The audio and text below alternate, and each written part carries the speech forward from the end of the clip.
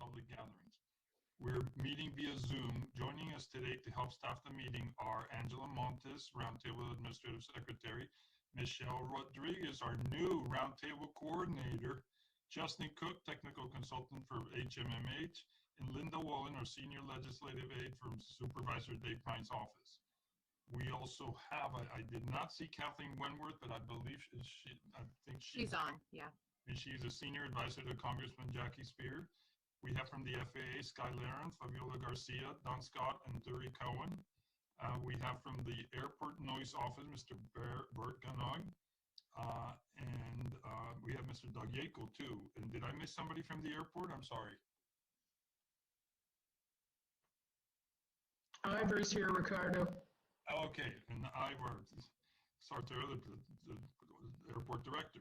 So at this point, I'm going to pass it on to staff so that they can explain how the public can participate in tonight's meeting. Thank you, Chairman Ortiz. For those attending the meeting on the Zoom video conference, we will use the raise hand feature in order to organize any public comments.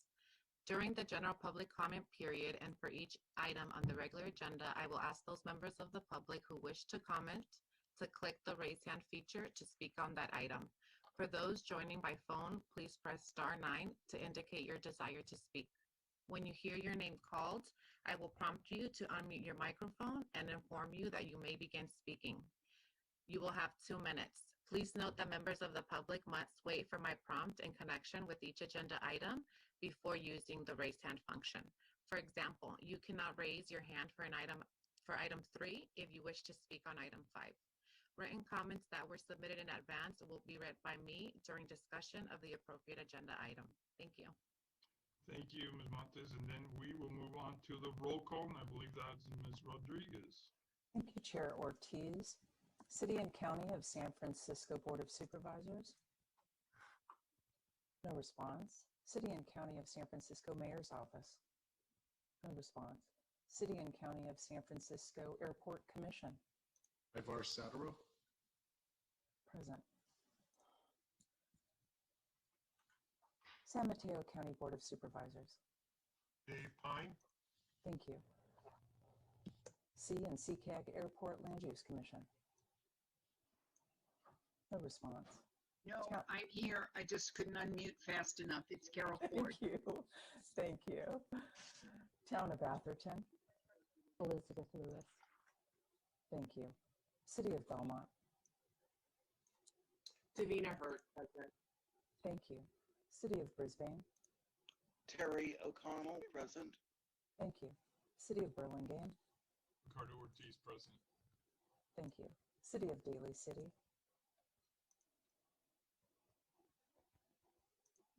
No response. City of Foster City. Sam Hindi is here, but hasn't been transferred yet. Sam Hindi, present. Thank you. The City of Half Moon Bay. No response. City of Hillsborough. Al Royce, present. Thank you. City of Menlo Park. Cecilia Taylor, present. Thank you. City of Millbrae. Ann Schneider, present. Thank you. City of Pacifica. Mike O'Neill, present. Thank you. City of Portola Valley. Ann Wingert, present. Thank you. City of Redwood City. Ann Borgens, present. Thank you. City of San Bruno. Rico Medina, present. Thank you. City of San Carlos. Adam Rack, present. Thank you. City of San Mateo.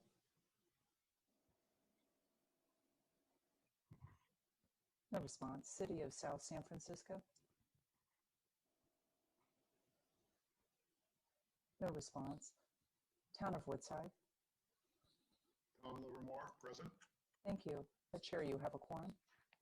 Thank you very much. And thank you all for being here tonight and being with us instead of the Vice President debate. So now we'll move on to public comment. This is for items that are not on the agenda, and the staff will read any written comments and allow members of the public to speak. So Angela Montes, please. Thank you, Chair. We are now taking public comment for consent items and items not on the agenda. As a reminder, if you wish to speak on this item, please raise your hand through the Zoom feature. For those joining by phone, please press *9. And Mr. Chairman, we did not receive any written comments, but I will pass on to Janet Lujan, who will be assisting me with spoken comments. Thank you. Thank you. Welcome, Janet. Hello. So we're now opening public comment for items not on the agenda. If you have your raise your hand, I will call for you to unmute your mic. If you're calling by telephone, please press *9 to raise and unraise your hand. I do see Mark Scholl has his hand raised. So Mark, please accept this request, unmute your microphone and begin speaking. You will have 2 minutes and will be notified when the time ends. Mark? Hi, thank you. I think as was mentioned in the last meeting or so that the Network Advisory Committee, which sets priorities for NextGen nationally, met recently. And one of the outcomes of that meeting was to set priorities for the whole of the United States. 4 of those key priority projects are at SFO. Number 1, actually nationally, is to amend the stick and retire offshore. 2 of them relate to arrivals. One is GBAS, the GBAS landing system, which, you know, I really think we need to get into more detail if it's risen to this higher priority for the FAA nationally. Another one is what is called .308 procedures. And without getting too technical, what these are is a way to increase landing rates by using 2 different glide slopes, one steep, one shallow. And where this is problematic, and I've brought this up before, is at least on the industry technical papers related to GBAS, the plan to do these is to keep 28 left, which is close to Foster City and will affect the rest of, you know, Menlo Park, Palo Alto, and others, as low as possible, and then the one in the middle of the bay as high as possible. And I was told, well, this is just, you know, technical papers, nobody's really going to do this. But clearly, one of the projects is in fact to do this. It's actually on the 19th, not the 28th, but it's happening. And I think it's something that the Roundtable needs to understand before we go, oh, how did that happen? And to that end, I would suggest that the Roundtable used to have a arrivals working group, a departures working group. We have a ground working group, health, environment.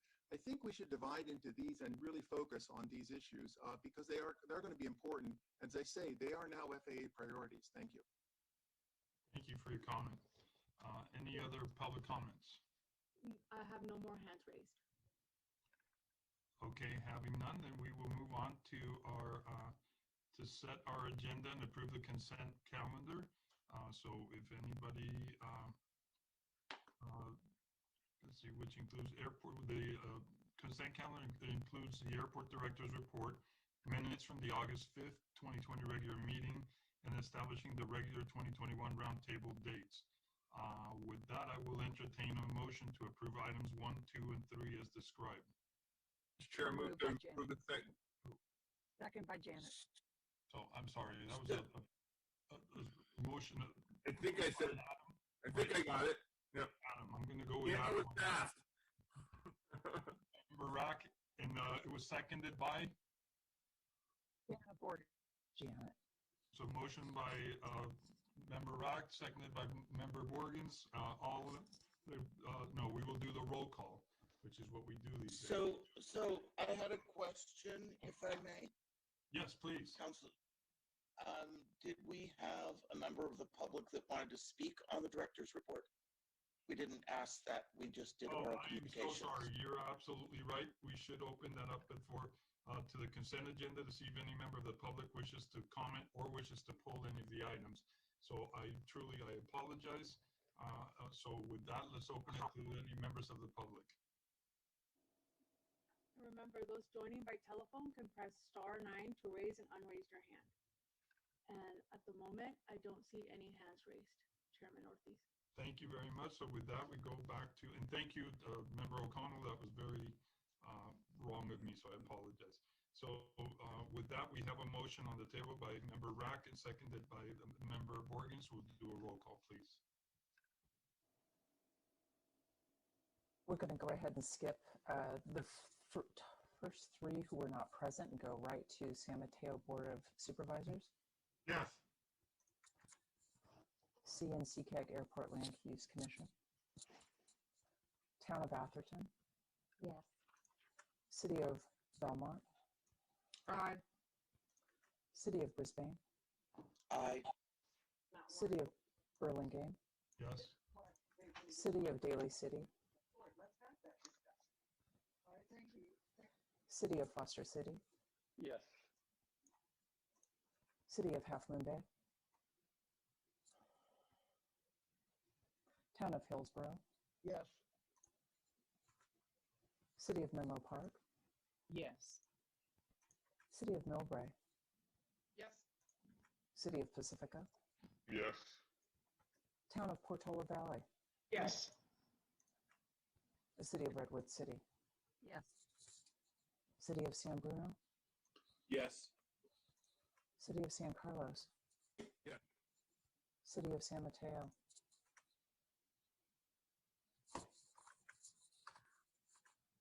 City of South San Francisco. Town of Woodside. Yes. Your motion passes, Chair. Great, thank you very much. And with that, we will move on to item number 4, which is my update. And I got to tell you, the number one most important and exciting news for the roundtable is our new coordinator, Michelle Rodriguez. So welcome, Michelle.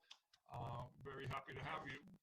We do have, I think everybody received a communication introducing Michelle. So I'm not going to go into the detail, but let me just tell you a little bit about Michelle. She has a 30-year career with 20 years from municipal governments and 10 years in the private sector, focusing on community planning, economic development, and management. Most recently, she was in consulting with Municipal Resource Group.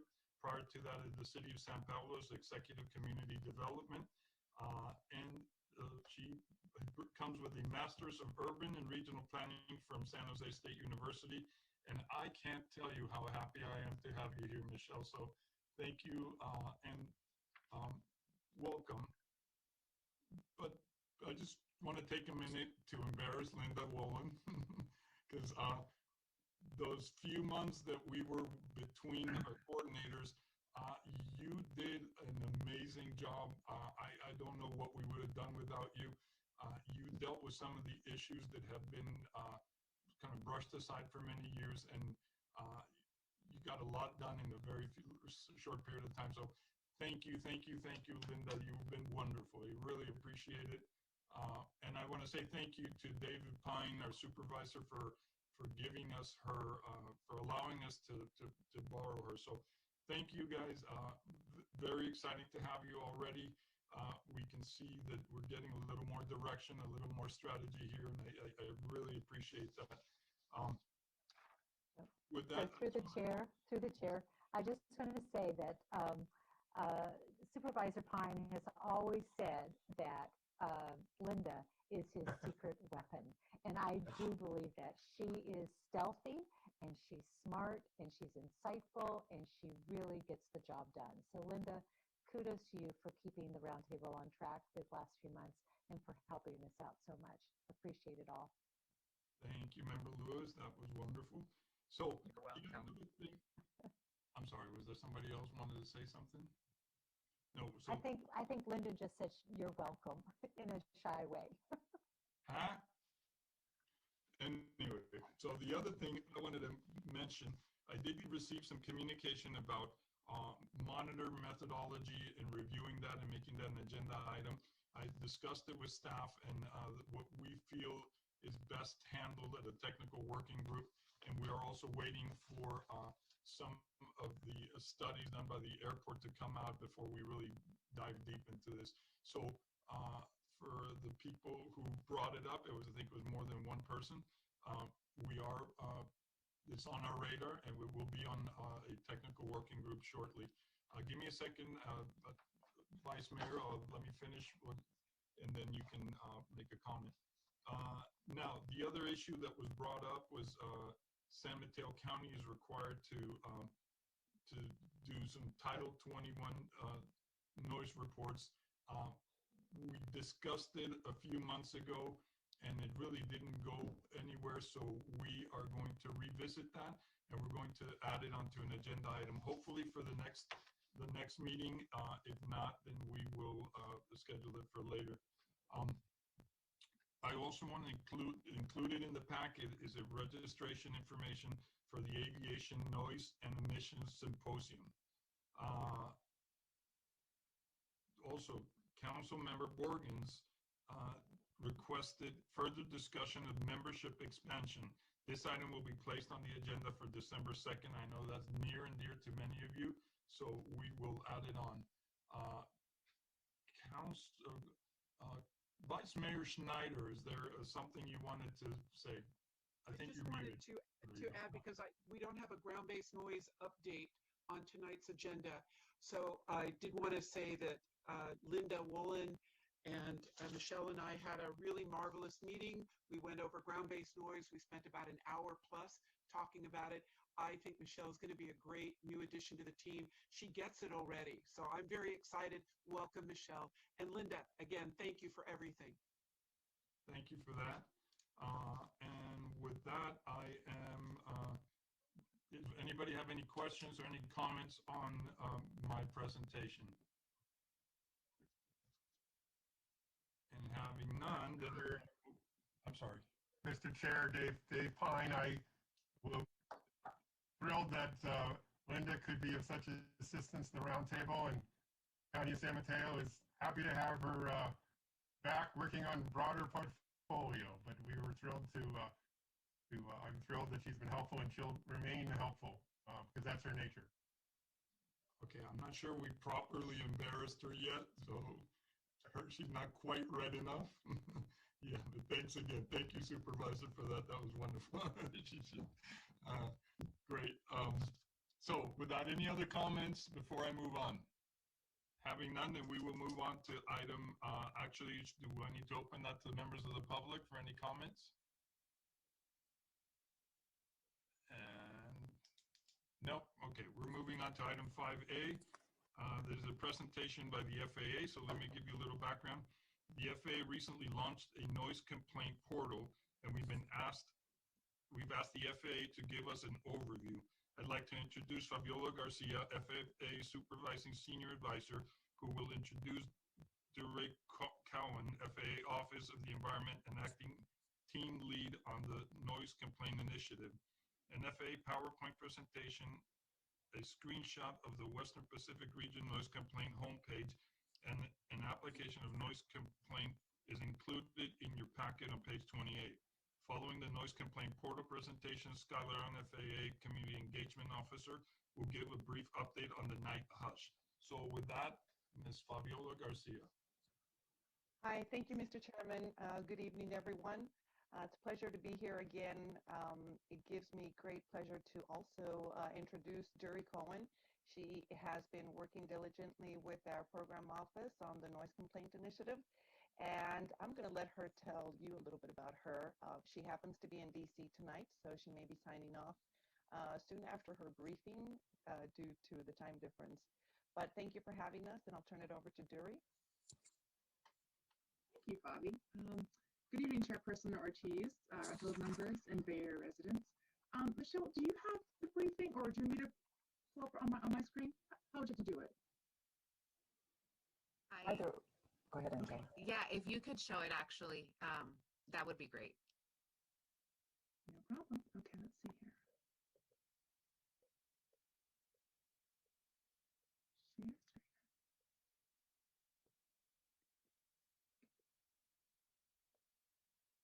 All right, can everybody see my screen? Make it larger here. So no one can see it. Yep. Oops, excuse me. Too soon. All right, well, good evening, everyone. Again, my name is Jury Cowan, and I am with the FAA's Office of the Environment and Energy. I'm happy to be here. Thank you for making time out in your agenda to speak with us tonight. Right off the bat, let me just encourage you all not to leave here with any questions about the noise portal. If I am unable to answer your questions right now, I will take that IOU to get those answers and work those responses back through Sky and Bobby. So this is meant to be an open conversation, and we want to be able to respond to your concerns. With that said, let's begin. Let's see here. So the goal of the noise portal and the overall airport partnering concept is to open those lines of communication among the FAA, airports, and the public. And how we do that is key. We want to respond in a manner that is both effective and clear for the public, and yet efficient and sustainable for the FAA. The noise portal was created in part by pulling together resources from our air traffic organization, environmental and airports divisions, and of course the regional administrators' offices. This allows the agency to efficiently draw from our internal expertise, provide a holistic response to inquiries from the public. So the initiative is in two parts. And this part one is where we are now. We've implemented and improved our response system, which is now the portal, and now we're identifying airports that we hope to partner with, like SFO. The second part of this initiative will identify those actions we might undertake to address underlying issues raised in many of these inquiries, particularly those regarding performance-based procedures. But to be candid, we're not there yet. This is the second phase, and this is still under development.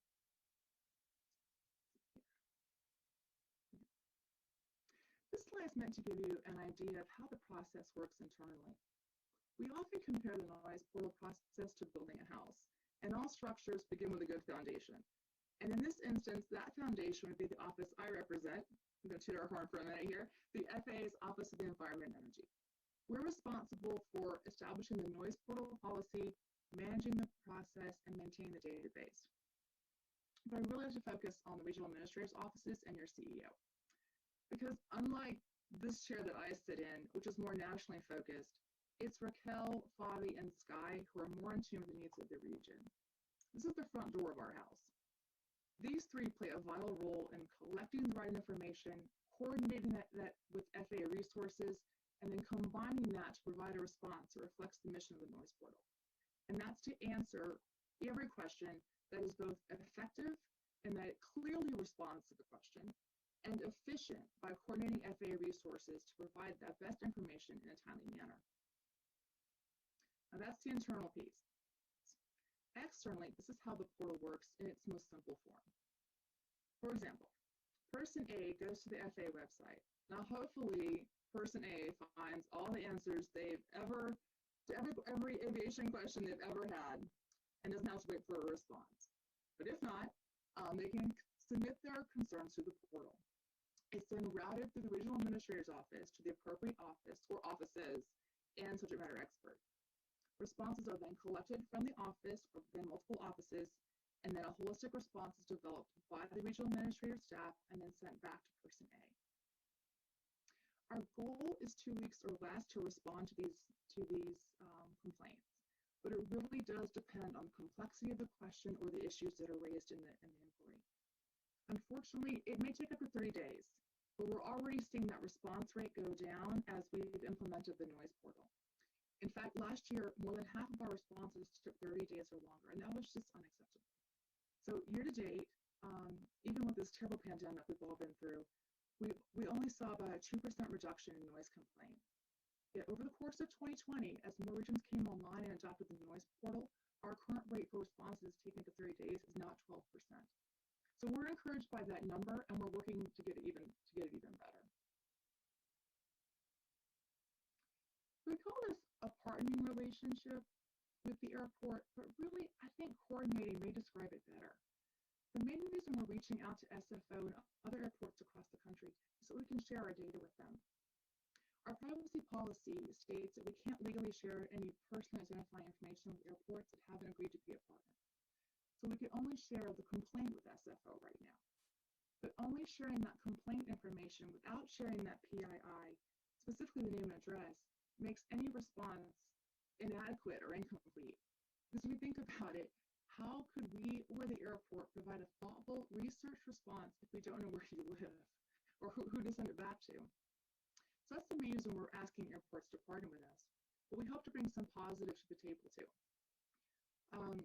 This slide highlights some of the benefits from us working and coordinating together. And for you all on the roundtable, I really want to highlight that second bullet. I think it's key for residents. More than once, we have seen inquiries that come in and they'll say that Airport X isn't giving more information. But many times, the complainant has inadvertently left out some context or information that caused the airport to respond the way it did. So when we respond with the information we're given, it looks like the FAA and the airport are pointing fingers at each other.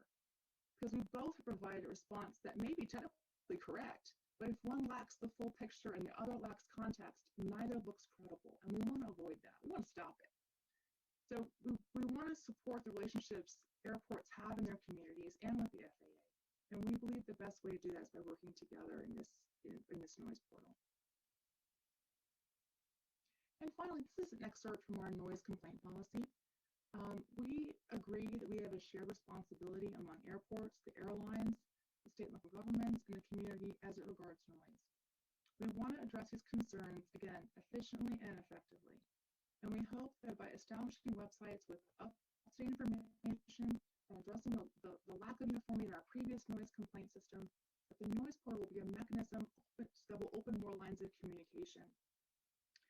So that is the end of my presentation, and I am happy to answer any questions you may have. Thank you. Great, thank you. Why don't we open it up for questions from our the panel? So colleagues, do we have any questions? Yes, I do. Okay, Member Borges, please. I'm sorry, I was looking for the hand raised. There it is. I found it. Hand up. Okay. Oh, I see your hand raised. Trying to do it the right way here is hard. So thank you for this report, Dury. It sounds good. I do have some questions. So if you go back to that last slide before you went to the questions, I saw a bullet in here, 1, 2, 3, 4, 5, not accepting noise complaints or inquiries from third-party automatic applications or devices. And then my next one was the very next bullet that said not responding to the same general complaint or inquiry from the same individual. There are sometimes individuals are impacted throughout the day, and there may be all kinds of complaints. They're suffering daily from this. Why are we including that bullet in there? Why are you not accepting from the same complainant? Okay, let me break this up just a little bit. Okay, so the third-party apps is what we have kind of trying to pull out here, flesh that out. Okay. This is not meant to ignore legitimate concerns by any means. This policy is meant to filter out folks who just kind of want to spam the system. We want to respond in the most efficient manner possible. And we don't believe that answering these spam complaints, it's the same complaint the exact same complaint over and over and over again, sent hundreds, sometimes thousands of times. It's just, at some point, it almost gets to be condescending. We're sending the same complaint, we're sending the same response back over and over again. Now, we don't want to do that. We want to be thoughtful and responsive and actually give a meaningful answer. And so we don't want to delegitimize anyone's concerns by any means. But we also want to take the time to respond to those who take the time to give us a very detailed letter to say that they are being inundated by noise. We want to respond to them. And so that's why we don't do the third-party ask. The other issue about responding over and over again, so I want to clarify that. It's a unique complaint, not a unique household. So one household could send in 10 different complaints and we would respond 10 times. It's the same, it's that same exact verbiage over and over and over and over again, but we don't have the resources to respond in that way. So we try to make sure that what we send is a research response that covers the question and answers it holistically. So thank you for that answer, but then is there an automatic response that goes out that says your complaint has been received so that people know that they've actually, their response, their concern has been received, because this is this isn't a one-time complaint. This is issues that are going on probably all day throughout the day, and it's causing sleepless nights, it's causing all kinds of health issues, and therefore, to them, to the complainant, it is very serious and very important. And I understand that the complexities of how you're trying to respond, and I really respect that.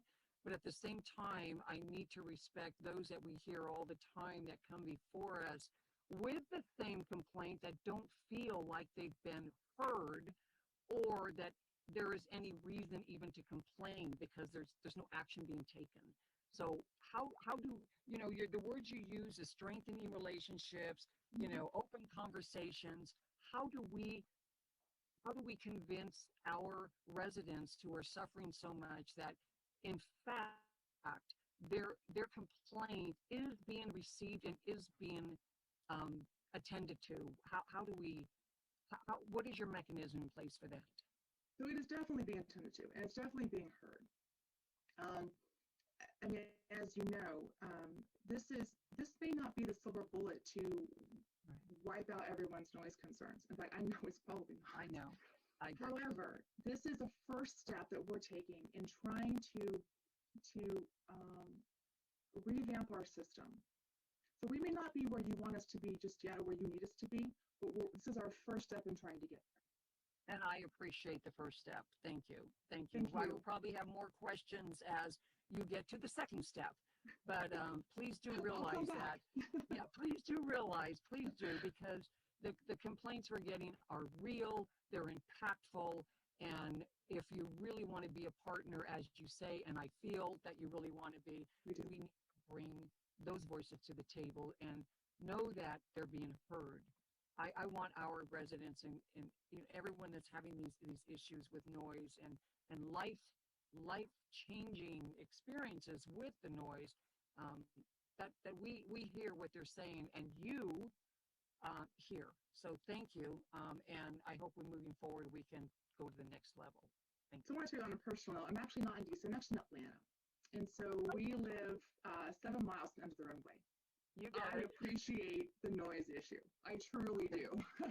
So I feel keep that in mind when you get woke. Yeah, keep that in mind when you wake up at 3 in the morning and you have a little kid. Got it. Okay.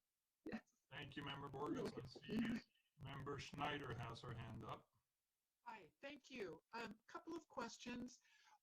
And first of all, I want to say thank you, because SFO is working with our roundtable, and they're working with us with our ground-based noise, the low-frequency noise that airplanes and the facility, but airplanes are creating at the ground level. And part of the problem that we've had when we look at the director's noise report is, in the past, it was difficult to equate a noise experience with an actual flight. Will this new FAA portal have that same problem? Or is it not tracking noise to a particular flight, particular airplane? So it's two different things. So the portal accepts the complaint. What happens on the back end is that it'll be coordinated through our air traffic resources, our operations support groups, and they would have that ability to track that flight to certain airports and to that end. Does that answer your question? It wouldn't be up to the portal. It would be on the back end how we would respond to that. Possibly. My understanding, and I'm happy for Bert to correct me, is because, let's say an airplane is already at 1,000 feet above and flying over someone, they call in a complaint, they can track that airplane over that house at a particular point in time. However, ground-based noise is coming out the back end of the plane. The plane is never over the people who were complaining about it. So it's been impossible to track the specific flight, especially pre-COVID, when there could be 2 flights leaving on parallel runways within, I don't know, a minute of each other. And because backblast also has a primary and a secondary stronger burst on that. So I live in Millbrae. Millbrae is right within a couple 100 yards of the end of runway 1, left and right, which is about 70 to 75% of the departures. So I've never really wanted to get my residents to I didn't want them to file complaints because they're going to get frustrated because there's no way to fix the problem. But I'm happy if the FAA is looking at how San Francisco is trying to develop a way to track those flights that do not take off or are not above someone's home. And maybe that's going to be what you just told Ms. Morgan, that'll be the next round. But for all of us working on that type of noise, which frankly, that noise does not show up in the contours. So we need a way to make sure that the measurements can be attributed to particular actions. Bert, how did I do? Did I explain that correctly? Or hold on, I've got a couple more questions. The other one, because I actually heard from constituents today, very concerned about the health impacts of noise, so they wanted me to mention for this agenda item. As we are learning through COVID, one's ability to sleep obviously affects one's health, which affects one's susceptibility to not just COVID, but to other illnesses. So I'm hoping that in time, you're going to be addressing the health impacts of what you're picking up in the complaints. And then again, just a request from this ground-based noise committee, if you're aware of other airports that are dealing with ground-based noise, please send them our way. I would love to speak with them. Okay, thank you. I just want to ask, please, let's keep it specific to the portal so we can move along. And so if we have questions that are specific to the portal. It's my understanding that the portal will not work for ground-based noise. That's what I'm taking away right now. So the portal is a mechanism. So I have to go back and see, but this really is not about necessarily the responses that we've given or the analysis. This is more about the intake at this point. This is the collection portion of it. I'm sorry, sir. I just want to say, so just so I'm clear, we're talking about receiving the complaint. So whether it's ground-based, it was flying, it's a matter of, this is the portal that receives the complaint. What happens thereafter is still in the works. Yes, sir. Okay, Correct. So again, let's try to keep our questions and comments about the portal. And then we can, in the future, we can ask about what happens beyond that. So right now. Chair, I'm sorry, but for 5 years, the complaints that are most registered in Millbrae will not show up in the noise reports because they couldn't correlate the incident. So this is about any portal that we are using. So I'm just going to disagree with you on that. Okay. Member Schneider, what we're being told is the portal will receive the complaint. And that's where we stop because we don't have the rest of the answers. So I'm going to stick with that one, and I'm going with Member Taylor. You have your hand raised. Thank you. Mike, I was a follow-up question from Councilmember Bergens, and that was just, so the complaints, even if they're repeated, will still be captured. That's my only question. Yes, they are still captured. Okay, thank you. Absolutely. Perfect, thank you. Now, I don't have any other hands raised from any members. Any other questions from members? And then what I'd like to do now is thank you, Ms. Cowan. Really appreciate the presentation. If you want to stand by, we will have some public comment. But before that, if Mr. Laurent would give us an update on the night hush, and then we can open it to public comment after that. Okay. Great. Thank you, Chairman. Can you hear me? Yes, perfectly. Perfect. Okay. Can you just unshare your screen? I'm sorry. Dory. Thank you so much. Okay. I just want to do a quick brief overview of where we are. So on July 29th, the FAA had our Operations Support Group analysts brief to the SFO Technical Working Group on an increased utilization of the night and hush departure procedures. On August 5th, Chairman Ortiz shared that update with this body here, and today I'm here to let you know that it's still under environmental review, and once that review is completed, it'll be the job of this roundtable and the agency to discuss next steps. So it's very brief, like I had shared with your team. But that's what we have on Night Hush tonight. So thank you for your time. Thank you, Mr. Long. So now we are, I just see Kathleen's hand's raised. okay, just a moment, because my notes tell me that I'm not supposed to ask Bert to comment. Bert, did you have anything to add on here? No, I didn't have anything to add, and was not aware you weren't supposed to ask me to comment, but okay. Hey, I've been married for 30 years. I know how to follow instructions. Roger that. So let's see. So with that, I'm going to open it for any questions about the night hush that we have from the members. I have, Kathleen, please go ahead. Good evening. Hi, Sky. Sky, you mentioned that it's still under environmental review, and then you'll be bringing it back to the roundtable for next steps. Give us some idea of what options might be available to the roundtable during those next steps. Can the roundtable get more information? Can it modify the suggested procedure? Or is it sort of a, I don't know, take it or leave it? Well, at this point, I really, it is how it's currently drawn, because this is a procedure that's already in existence. So it's the environmental reviews on the increased utilization of a procedure that already exists. So. But Sky, the area past Gobbs or in the vicinity of Gobbs and south is not the current procedure. So that area should be subject to some discussion, questions? Yeah, so there will be discussions with congressional folks such as yourself and your bosses, especially if there's any changes in the noise profile as it is currently flown. So all that would be discussed once the environmental review is completed. And will there be noise modeling as part of that environmental review? And what's the timeline for that? I don't have a timeline on that, Kathleen.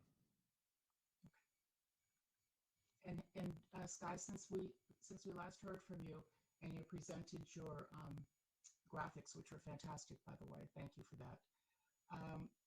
Did your team give some thought to looking at other options other than turning short of Gobbs and going back over land? Did you consider some of the conversation, and were there other options looked at that point?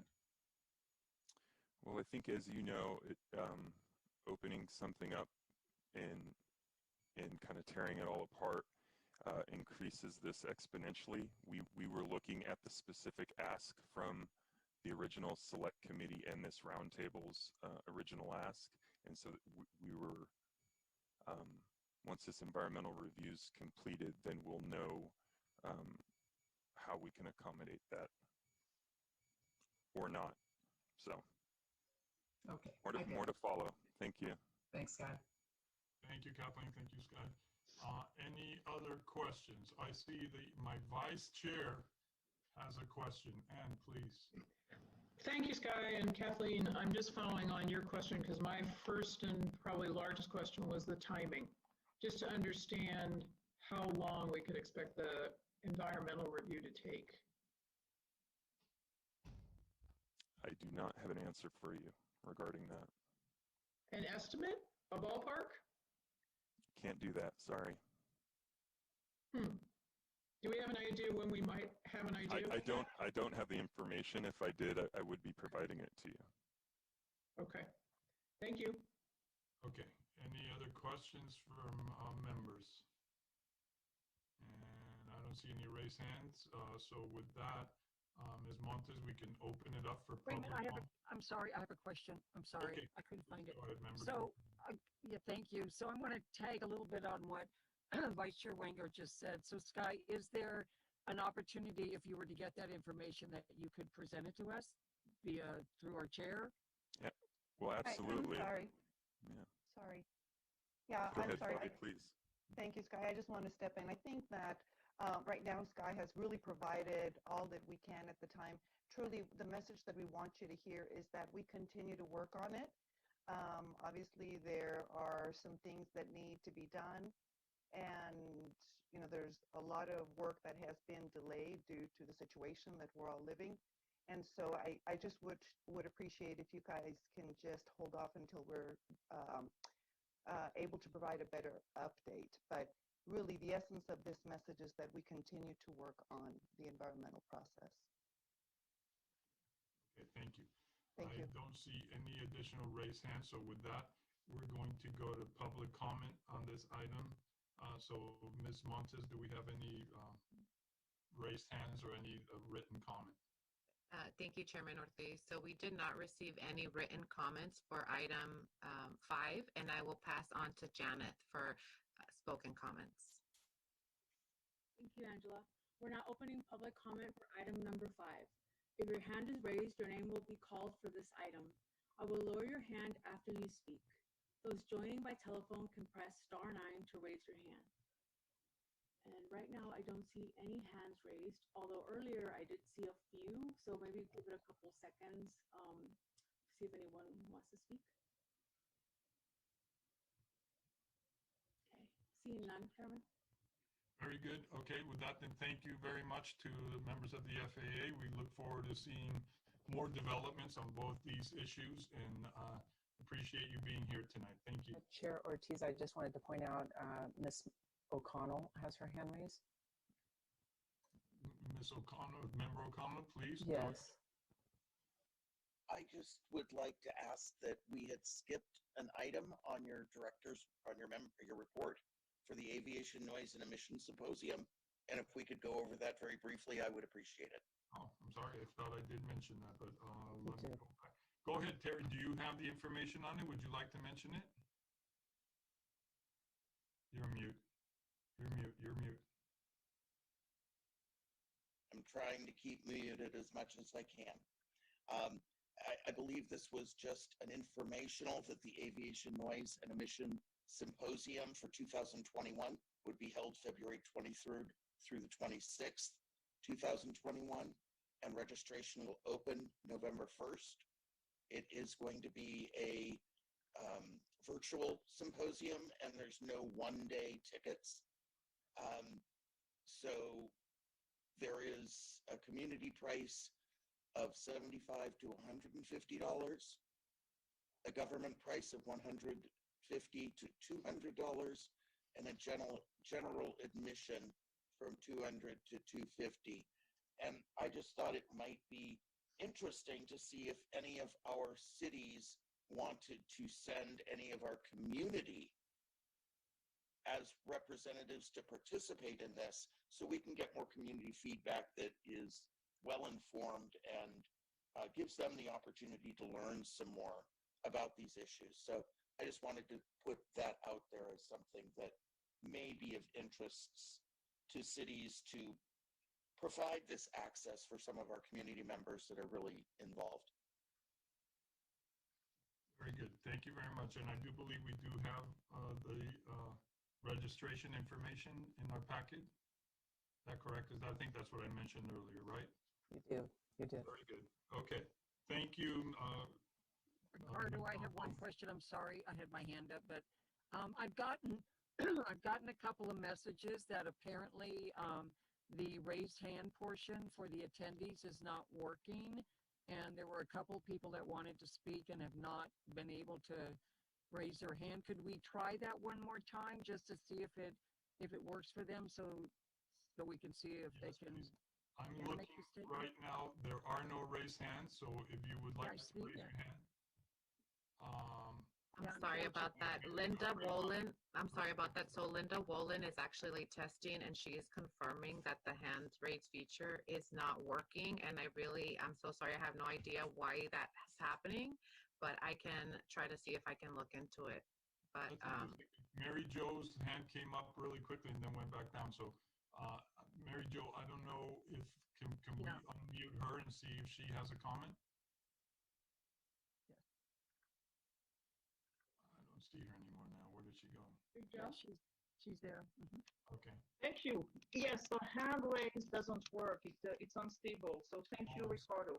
I'm so sorry. We'll try to work around that somehow. Sure. So I have two comments on the noise portal. The first one is we don't need another way to report aircraft noise. What matters is fixing the problem. The FAA can mine the tens of millions of complaints to start fixing the problem they created 5 years ago with NextGen. And the number two is don't make it hard for residents to report noise. The FAA proposal feels like voter suppression to reduce complaints. The FAA states that they won't respond to the same general complaint from the same individual more than once. We don't need more FAA responses. We need results. We need less noise. And also, what does this mean? You complain once in your lifetime about NextGen. In my case, pre-COVID, I had 200 plus noisy aircraft every 24 hours. Should I file one general complaint for over 200 planes once? And also, few people will fill out this form because it is too time consuming. The FAA directs the public to a PDF to review the FAA noise complaint and inquiry policy. Seriously, what will I do when I have planes every 60 or 90 seconds apart? Do I stop everything and do non-stop reporting? How about at night? I guess the point is to make it really difficult for the public to report noise. Some people have said that stop-jet noise makes it too easy to report noise. Really? Is the goal to make noise reporting difficult? This FAA proposal will suppress complaints. Complaints will go down, and this will allow the FAA to claim progress or even problem solve. So I would like to ask this roundtable for two things. Number one, ask SFO to keep processing and reporting all the noise complaints they receive, including from stop-jet noise. We can't lose the historical reporting we have since NextGen started. And note that MIT has correlated complaints with periods of high flight intensity, and that complaints went down with COVID. And number two request, ask the FAA to accept and recognize the SFO noise complaints data. Thank you. Thank you. Now, so let's do this. Can we have any participants email us to let us know that they have their hand raised? Would that work? Member Borgens, did you have other names that were looking to speak? I didn't. I just heard that there were two. Mary Jo was one of them, and I don't know who the second one was, unless that second person wanted to start talking. One was Peter Grace as well, I noticed. Peter Let's Grace. let's open up for Mr. Grace. So Mr. Grace, if you could go ahead, please.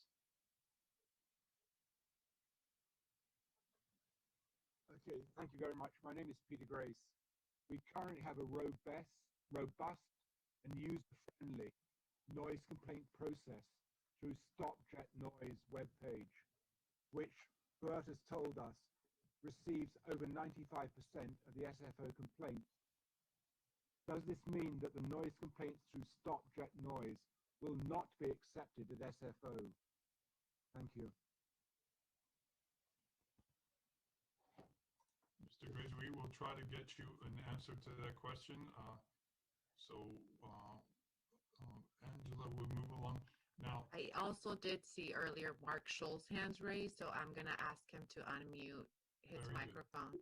Before, can you, if it's possible, if the speakers could remind us what town they're calling from, it'd just be helpful to put some context around. Yes, thank you so Thank you much. for that. That's correct. That's helpful, yes. So Mr. Scholl, I think it looks like he's still muted, Angela. On my list, he looks like he's still muted. While he's muted, I'll just, for Mr. Rock's sake, Peter Grace is from Brisbane, and I believe Mary Jo is from Palo Alto. Thank you. So Angela, were you able to unmute Mr. Scholl? Yeah, I'm sending him the request. He should be receiving something. I apologize for the technical I'm so difficulties. sorry, yeah. We will work around them. It happens. So Mr. Scholl, you should be receiving a notice on your screen asking you to unmute. And so you'll have to accept the unmute to speak.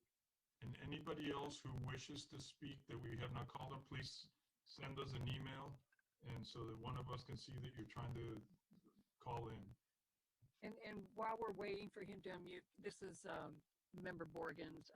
Is there an opportunity to get an answer to the questions that they are asking, or will we be able to provide those later? We Like will the send question them, that was direct, okay. we will send them a request and ask them. We will have answers in our next meeting. Yeah, Mark, I'm not sure, but we did send you a request to unmute your microphone. And you should be getting that. So unfortunately, if you are not getting that, we're going to move along. Okay. Is anybody else? Did we get any emails? I don't see any in my box of any requests. So I'm going to assume that those are all the public comments. And Mr. Scholl, if you're able to connect, then we could let you make a comment a little later in the agenda. So again, apologize for the technical difficulties. This is I did get an email from Liz Lopez. I'm going to allow her to speak. Give me 1 second. Very good.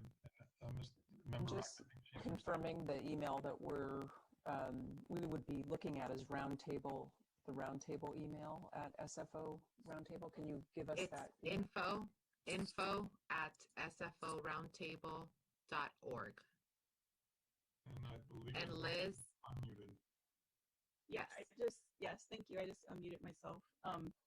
So currently when San Francisco community members have emailed our ombudsman, the community has only received the same exact generic email message. And this was up to just a couple days ago. So my question really is, the community seems a little bit confused about where to, submit complaints right now. So if they're sending it to their ombudsman or to the incorrect place, are their questions or complaints going to be forwarded to the noise portal? Will they receive an email that directs them to the appropriate place? Because I heard from one woman who I believe was directed somewhere and it led her to nowhere. It didn't lead her to the right place. And also I just want to confirm that this is noise.faa.gov is the noise portal site. Those are my questions. Thank you.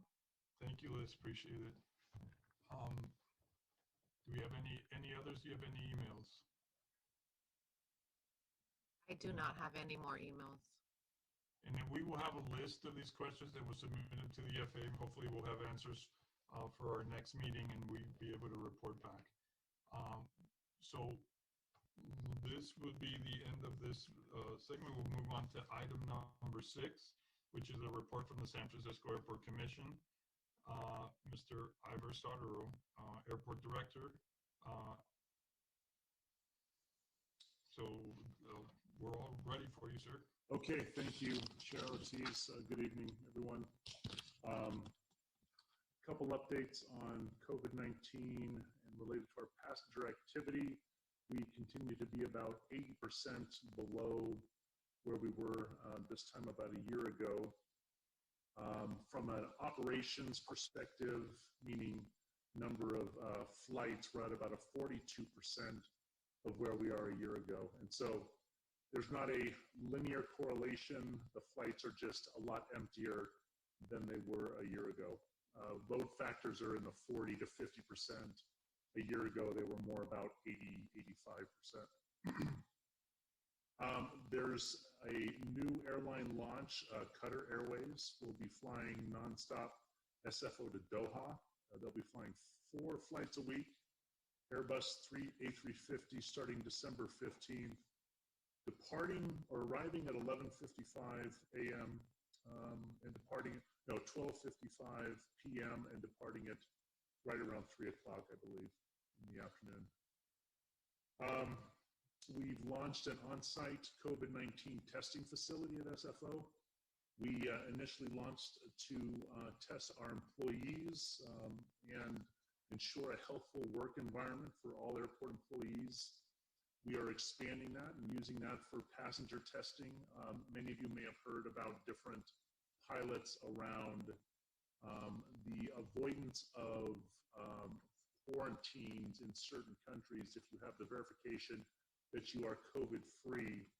So we're doing some piloting of that and using our testing facility. United is piloting flights to Germany and Tahiti, as well as there will be some flights to Hawaii starting up in mid-October And the state of Hawaii is requiring a negative COVID test to avoid the 14-day quarantine. So we're looking at different pilots like this, working with different airports at how we could resume some travel, help resume travel with these safe corridors, both with airports cooperating with testing, highly hygienic operations at their airports, as well as airline partners that commit to healthful, hygienic experiences on their aircraft as well.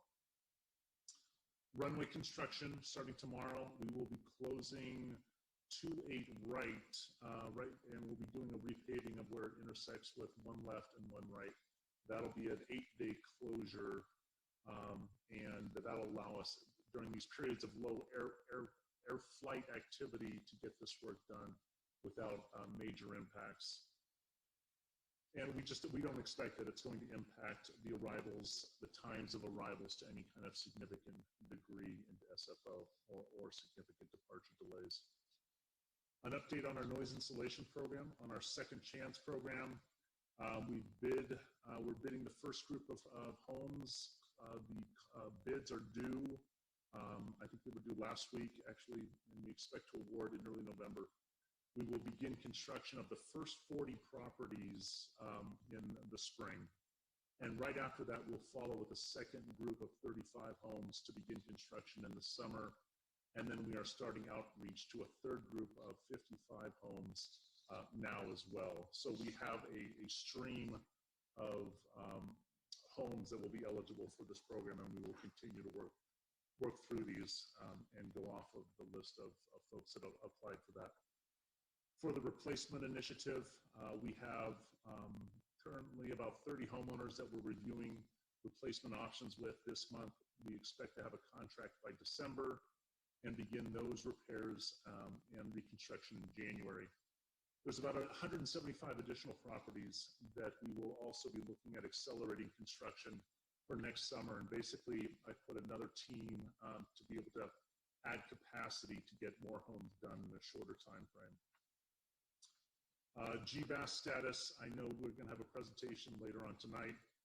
I think it's both a refresher on the subject of GBAS along with what the schedule looks like.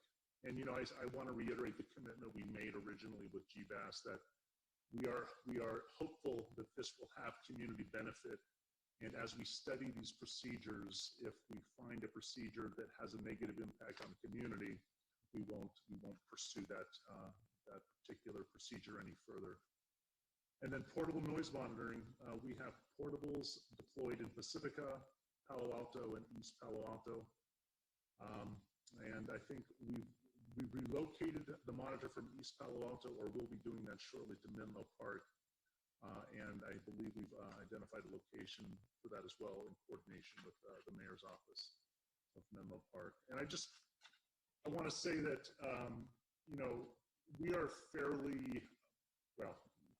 very much impacted financially by what is going on as an airport, but we still are going to maintain our commitment to these community initiatives around the insulation program and around GBAS. And so we're managing through, we're taking a number of different initiatives. We've done a lot of cost cutting.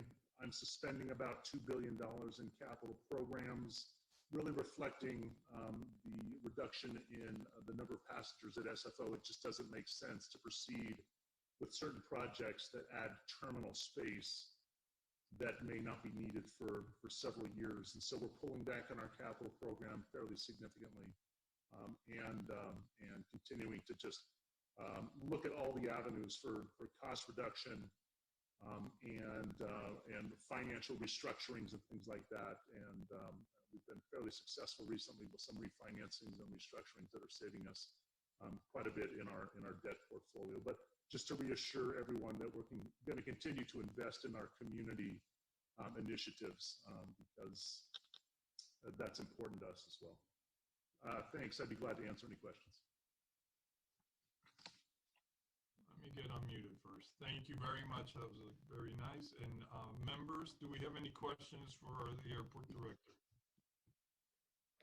And I'm trying to see, I do have 2 raised hands. Member Schneider, please go ahead. Hi, thank you. Director Sotero, a couple of questions from my city manager. I think you answered it. With the pullback of the capital programs, SFO had released that notice of projects. Are you putting, what's the timeline for the EIR for the new terminal and any other terminal changes that we're trying to make sure that we stay on track to comment on? I believe you're talking about the airport development plan, and we're continuing with the EIR process on the longer range development plan. This is beyond the current $7.4 billion program. And so we're continuing with that process and enabling projects and the environmental review. I don't know what the next steps are. We'd be glad to contact our office, be glad to provide you a timeline. That would be lovely. You know, like you, we're going to have to be watching our staffing time and making sure that we can adequately respond to that EIR is really important. So thank you for that. And another kind of dumb question. You said that we're at 80 below where we were a year ago, and flights are at 40 to 50% of capacity. You were talking about passenger and cargo, or the number of flights are at 40 to 50% of what they used to be? I'm just trying to, I have to report back to my city manager, so I'm trying to get it straight. Apologies. We are 80% down in enplanements, so passengers. We're 45%, 50% down in actual flight activity. So we have about 600 flights a day versus last year at this time was about 1,100 to 1,200. But our passengers are more like, we're at about 15,000, which last year at this time was about 75 to 80,000. So that's the correlation there. Well, thank you for that, because to me it sounds like there are more planes taking off. So we're thinking, oh, things are getting a little bit better on that side. Of course, the noise side. And then my last question, you had mentioned the rebuild. Hold on, looking for your replacement. There are only 3 homes in Millbrae that fall within the insulation program boundaries. There are homes that were very close to the airport that were redone back in the late 80s or early 90s. Those windows no longer open. Do those homes qualify or not qualify? I actually have residents who are afraid that if there were a fire, and we had a grass fire in this neighborhood a few months ago, close to evacuation, but they're afraid they can't get out of their homes. If those homes are still within the 65 CNEL, they would qualify. Yeah, I don't think so. I think they're just outside it. They're all on Cuarto, and they're some of our older residents who said, we don't even have the strength to break through the glass should it be. Okay, we'll bring that back for ground-based noise then. Thank you, and good luck. Thank you, Member Schneider, and we'll move on to Member Borgens, please. Thank you, Director Sotero. I want to thank you for your report and the statement that you just made that said, if we find a negative impact on community, we will not continue moving forward. Thank you. That is appreciative because it shows that you are listening to the community, and it may not solve a lot of our noise problems, but it shows an understanding and a partnership. And I just want to say I appreciate that. So I know it's a hard time. I hate to see I hate to see the noise at the planes and the destruction it's causing to our people on the ground, but I understand commerce is an important part of our economy and our existence. And so this whole COVID thing has got us all turned upside down. So in these difficult times, you identified with a need in the community. And I just want to say thank you, because I can be the first one to give you heck when I need to. So thank you. Thank you. With that, we will move on to Member Pine, Mr. Supervisor. You're muted, Dave. However, I also wanted to thank you for your commitment to the community initiatives, particularly the noise installation. It's interesting to hear that we have a new contractor. Maybe we can learn more about that offline. But that program really makes a big difference to the community, and thank you for your ongoing commitment to it. Thank you, Supervisor Pine, and I don't see any other raised hands. There's any other questions from our members? And having none, we will move on to public comment. Ms. Montes? be muted. Thank you, Chair. We did not receive any written comments for this item, and we are still having some issues with the raise hand feature.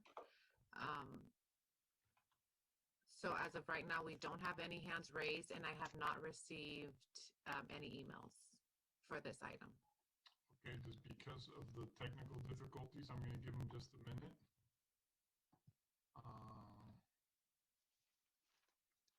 Wait for it. Okay, so then we will assume there are no public comments, and we will thank you, Mr. Director. Appreciate your comments, and we will move on to the next item, which is a presentation by Mr. Bergenog from the noise office is regarding GBAS and the new noise application.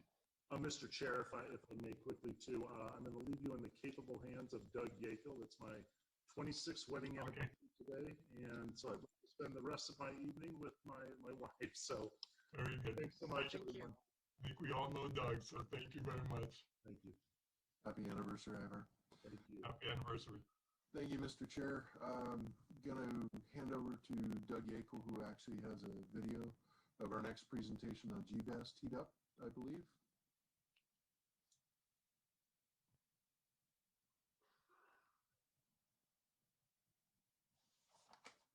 Thank you for the opportunity to present this update on the Ground-Based Augmentation System project here at SFO.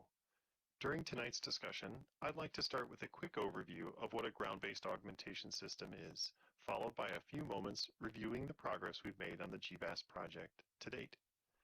Finally, we would like to discuss our plan to work directly with the Roundtable, Technical Working Group, and residents of the Bay Area to gather feedback about the initial group of innovative GBAS approach procedures prior to any FAA development efforts. But first, a quick refresher on what we refer to as a GBAS. The San Francisco International Airport has purchased a Honeywell SLS 4000 ground-based augmentation system. This GBAS consists of 4 GPS receivers and 1 VHF data broadcast transmitter. A carefully installed GBAS receives information from the current GPS satellite constellation about its location and the navigable airspace in the vicinity of the airport. The GBAS then broadcasts enhanced position information to augment an aircraft's existing navigational accuracy, creating a precision approach path to follow. One GBAS is capable of supporting up to 48 unique GBAS landing system approaches, known as GLS. This means that a single GBAS can support precision approach paths to multiple runways, and it can support multiple precision approach paths to a single runway. Aircraft that are equipped with GBAS receiving technology, which are operated by trained flight crews, can request a GLS approach from air traffic, tune into the GBAS transmission, and either permit the autopilot to fly the aircraft to the touchdown point on the runway, or manually follow the flight director guidance like a typical ILS approach. At the moment, ground-based augmentation systems in the United States are limited to supporting only instrument approach procedures and, more specifically, only the final approach segment. This limits the direct influence of the GBAS on an aircraft approaching the airport to an area roughly 5 to 10 nautical miles from the end of the runway. However, as you will learn in a few moments, there are certain portions of the approach procedures which can be increased in height to support the final approach that will achieve our project goals. As a reminder, the GBAS project here at San Francisco has 4 primary goals. The first and perhaps most important goal of the GBAS project is to reduce noise impact to the community. This can be directly achieved through portions of the GLS approach procedures that can be adjusted upwards, bringing aircraft to the runway at a steeper angle. This goal can also be achieved through modifications to other portions of the instrument approach that link up to the GBAS augmented section, enabling higher altitudes above residential areas and more opportunities for overwater maneuvering. The second goal of the GBAS project is to create a redundant ILS capability for the airport. The GBAS will deliver ILS Category 1 and in the future Category 2 capabilities on the 3 runways where an ILS is currently installed, while also enabling ILS-like approaches to 3 additional runways that have never had access to ILS before. The third goal of the GBAS project is to enhance the efficiency of operations. This will be achieved by creating GLS approach procedures, which more accurately reflect optimized aircraft descent profiles along with some limited opportunities to engage in new, shorter approach paths to the runways. This will result in reduced fuel burn and greenhouse gas emissions when compared to the existing approaches. The fourth goal of the GBAS project is to reduce delays. This can be achieved by the expansion of current air traffic initiatives to incorporate GLS approaches into the closely spaced parallel runway operations, or CASPR, on both runways 28 left and 28 right during normal operations, and on runways 19 left and 19 right when the airport experiences southeast flow. As an example of how GLS approaches can achieve our project goals, it can be useful to look at the range of vertical profiles that are possible with a GBAS. The image on the screen shows the existing ILS approach profile using the black dashed line. The green area above the black dashed line shows the region of GLS approach possibilities that exist thanks to steeper approach angles, higher altitudes used in preceding segments of the approach, and even alternate landing points that a GBAS is capable of supporting. The San Francisco International GBAS project team is committed to working with all stakeholders, including members of the community, to achieve GLS approaches that safely maximize the extent of the green envelope with the goal of increasing the height of aircraft above residential areas for noise reduction. However, our current exploration into GLS approach procedures at the airport has uncovered certain constraints that will limit the short-term ability to achieve the maximum vertical capabilities of the GBAS. Some of these limitations are related to current FAA instrument procedure design criteria, while others are limited by the maximum angle that can be safely used by an aircraft autopilot system. Most importantly, the GBAS project team, which has been working in close coordination with representatives from the Air Traffic Control Tower and Northern California TRACON, have learned that the initial GLS approaches under consideration must respect existing airspace constraints, clearance areas, and they must connect to existing standard terminal arrivals, or STARs. In addition to limitations on the vertical capabilities of GLS approaches, there are other constraints regarding the paths that can be developed to connect to GLS approaches in the Bay Area for implementation in the next 5 years. While the technical subcommittees have found the means to develop GLS approaches that closely match existing air traffic corridors, in particular over the Bay, the ability to consider broader changes to the airspace were not available for consideration as it relates to the GBAS project. It is within these airspace, procedural, and flight operations constraints that the project team is preparing to work with members of this roundtable and the community to review innovative GLS approach procedures which we believe can meet our project goals. We'd now like to take a few moments to bring you up to speed on the latest developments from the GBAS project. As you may have learned from previous updates, the airport has awarded the contract to Honeywell International for the SLS 4000 system with the SBAS module in June of this year. That contract award includes ongoing maintenance for the SLS 4000, which must be performed by the airport and its supporting vendors as a part of the non-federal NAVAID program. The airport is currently receiving bids for the installation of the GBAS antennas, shelter, and supporting electrical and communication infrastructure necessary for commissioning and operation of the GBAS in October of 2021. We currently anticipate work to begin at the site location on the airfield in the first quarter of next year. In addition to the contract with Honeywell, the GBAS project team has been hard at work creating innovative approach procedure concepts for evaluation with members of the community within the previously discussed constraints. That process initially generated 22 innovative approach procedure concepts, of which just 7 candidates are mature enough to take forward. The project team has also had the opportunity to update the noise analysis related to each of the 7 GLS approaches to take advantage of the latest FAA-approved Aviation Environmental Design Tool, AEDT, version 3C, coupled with direct insight from our airline participants about the way they anticipate their flight crews to utilize the GLS approaches. And while it comes as no surprise that many of the major domestic airlines serving the San Francisco International Airport are eager to take advantage of the GBAS, The project team was excited to welcome Southwest Airlines into our technical evaluation subcommittee following their announcement to pursue fleet-wide GBAS receivers and GLS approach operations starting in the summer of 2019. While it has been several years of hard work behind the scenes preparing the best conceptual innovative GLS approaches for review with the community, we would like to take this opportunity to reaffirm two fundamental commitments associated with the GBAS project. First, SFO is committed to the purchase, commissioning, and operation of this airport-owned NavAid in accordance with the FAA non-federal NavAid program. To be clear, while a ground-based augmentation system is considered to be a part of the future performance-based navigational capabilities in the National Airspace System, the FAA does not provide any funding to the airport for its design, purchase, or operation.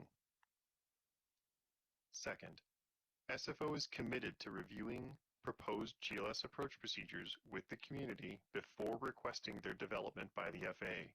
This will be an ongoing commitment to ensure that any GLS procedure that appears to have a negative community impact is not pursued. We also want to affirm that the airport will closely monitor the operational use of any GLS approach procedures that are ultimately published by the FAA to analyze and report on how closely the predicted noise exposure matches real-world flight operations. If, in the future, a proposed GLS approach procedure exhibits negative community impact, then the airport will take steps to disable and/or alter the approach. For a little more insight on how we plan to work with the Roundtable to evaluate innovative GLS approach procedure concepts, I would like to review the current timeline for instrument procedure development, including our community evaluation and feedback process. The GBAS project team here at the airport has been working with technical airspace and procedure stakeholders to identify innovative GLS approach concepts that may best meet our project goals. These procedures, the criteria used to design them, and the initial noise evaluation analysis will be shared with the Roundtable and Technical Working Group this month. Once we've had an opportunity to review the current innovative GLS approach concepts with members of this Roundtable, the GBAS project team at SFO will compile information on each of the procedures into what we term a Community Flight Procedure Package, which will be made available on the FlySFO website under the GBAS section.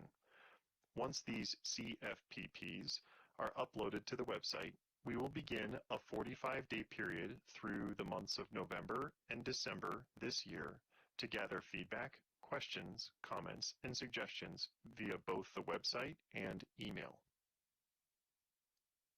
After the 45-day period has elapsed, the GBAS project team will compile public responses and work with the Roundtable and Technical Working Group to identify any negative feedback. In cases where minor modifications to the innovative GLS approach procedures may resolve public concerns, then those procedures will be modified by the GBAS project team and resubmitted for public comment via an updated Community Flight Procedure Package. If there are procedures that have significant negative feedback or will need to be modified in ways that are beyond our short-term project constraints, then those procedures will be removed from future development. Only those procedures that appear to be acceptable to the community will be submitted by the airport to the FAA for the formal instrument procedure development process to begin. During the traditional instrument procedure development process, the FAA will typically begin an initial procedure design phase that culminates in an environmental screening process.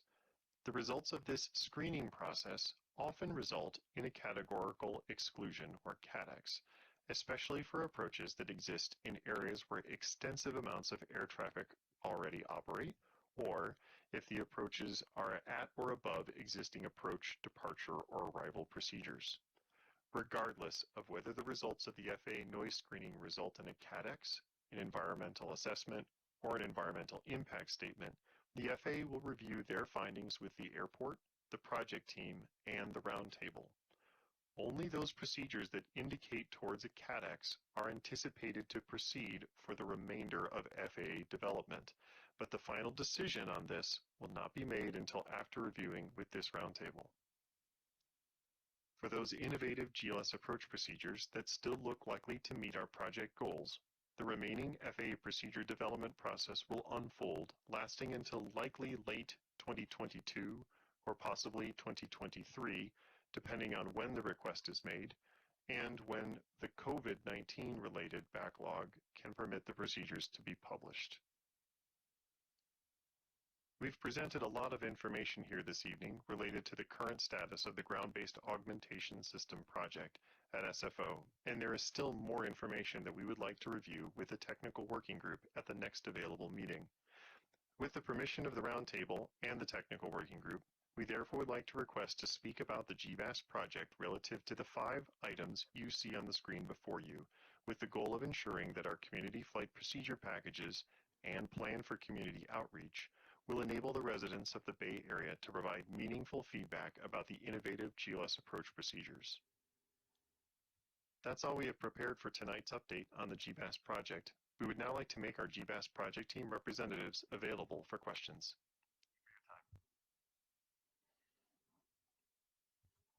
Excellent.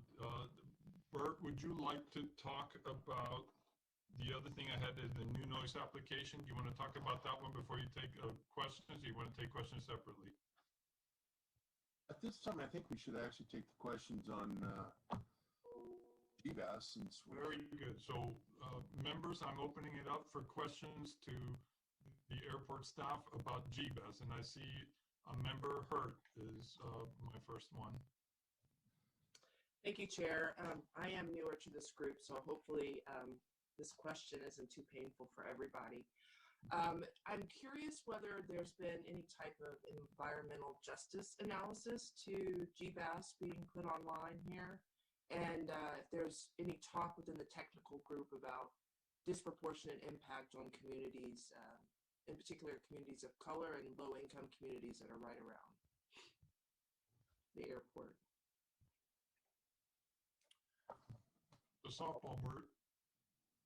I'll take that one. I apologize that I'm not familiar with some of the metrics that you're referring to. I think one of the things that we want to be clear on with this system is that this is a landing system only. In other words, this will only offer a potential benefit in areas where aircraft fly over a community to land. So communities that are affected by departing traffic will experience no benefit from this GBAS. This is really for areas that lie along the flight path for landing of aircraft. And really what we're going to be looking at in the analysis here is noise analysis. So we're not doing any type of economic analysis related to this. This is really looking at does this have a potential noise benefit over the communities where aircraft come to land at SFO. So just to thank you for that explanation. With environmental justice, there is there is a noise analysis that goes along with that. It's not just an economic topic, and I would hope that that analysis happens as it relates to noise. It sounds like maybe it hasn't because of us talking about two different definitions here.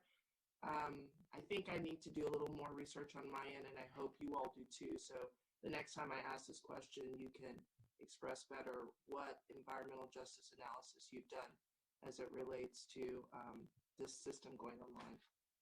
We do have the presentation you just heard came from Paul Hanna, and he is on the line, and he could probably speak a little bit to what metrics we do look at when we're analyzing some of these innovative procedures. Paul, if you wanted to speak to that a little bit.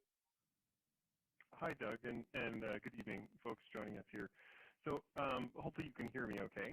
The process up to this point has focused primarily on the noise analysis, which is the traditional method utilized for FAA procedure development.